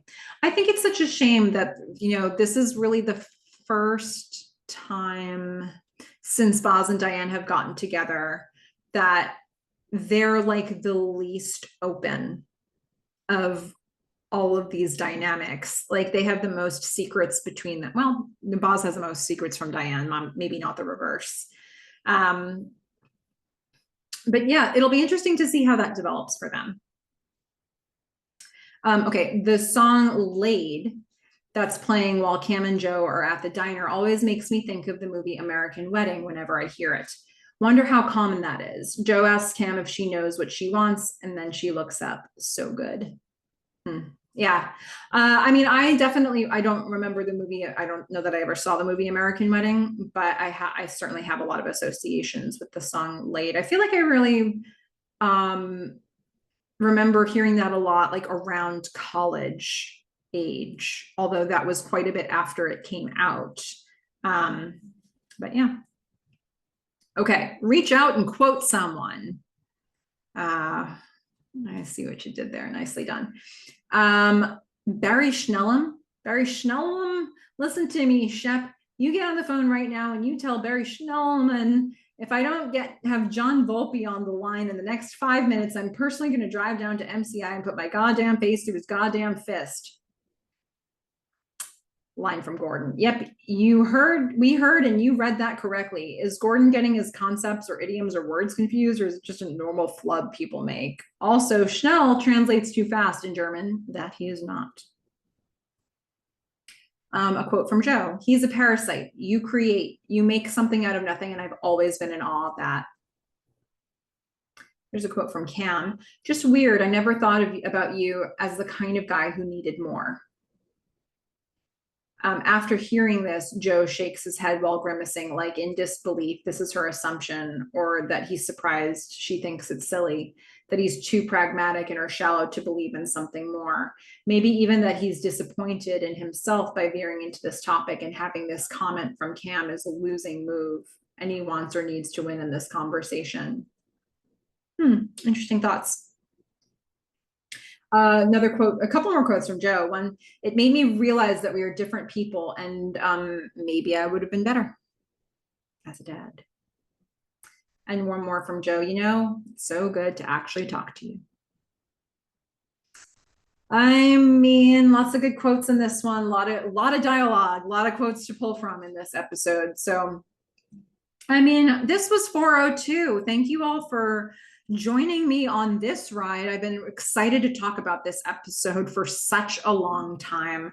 And I'm going to say, again, it's my favorite episode of the show. There are a lot of 10 out of 10 episodes for me in this show. So it's not so much that the ranking is higher. It's like this just has an asterisk next to it because it's different. It's a bold choice. It seems like a challenging feat to accomplish this. The idea of having a long conversation between two characters while you're cutting for commercial breaks, cutting for opening theme song, cutting to other scenes with other characters who are doing things that are maybe moving at a faster pace. The idea that you could have juxtaposition between this long, slow conversation between Cam and Joe, and then you go back to Kelnecht and everything's going up in flames. Like, that's really different pacing. And, the challenge of trying to keep, I'm always going to be interested, like in an episode like this that's got really good dialogue, but trying to keep viewers interested who are looking for more action and movement, and trying to find ways in Joe's apartment and Cam's hotel suite with basically 3 rooms, like a bathroom, a bedroom, and a living room area. Like, how do you keep that movement, that motion happening? How do you keep making it feel like it's different and not just like, just continuing to show people from the same angle every single time? This feels like an episode that would have been a real challenge on paper to make this work, and a real challenge in the editing to get the pacing right. And I think they did such a beautiful job with it. I can't say enough about this episode, and I can't wait to hear what you all think about it. Like, this stuff that, if you didn't like this episode, I kind of get it. Like, I know why this wouldn't work for some people, I think, but I'd love to hear that from you of what worked or didn't work. But yeah, tell me what you thought. I'm always interested to learn more about this show, but especially an episode like this. And next time, we're going to get into 403. So in the meantime, go out there and watch Halt and Catch Fire. Bye, everyone.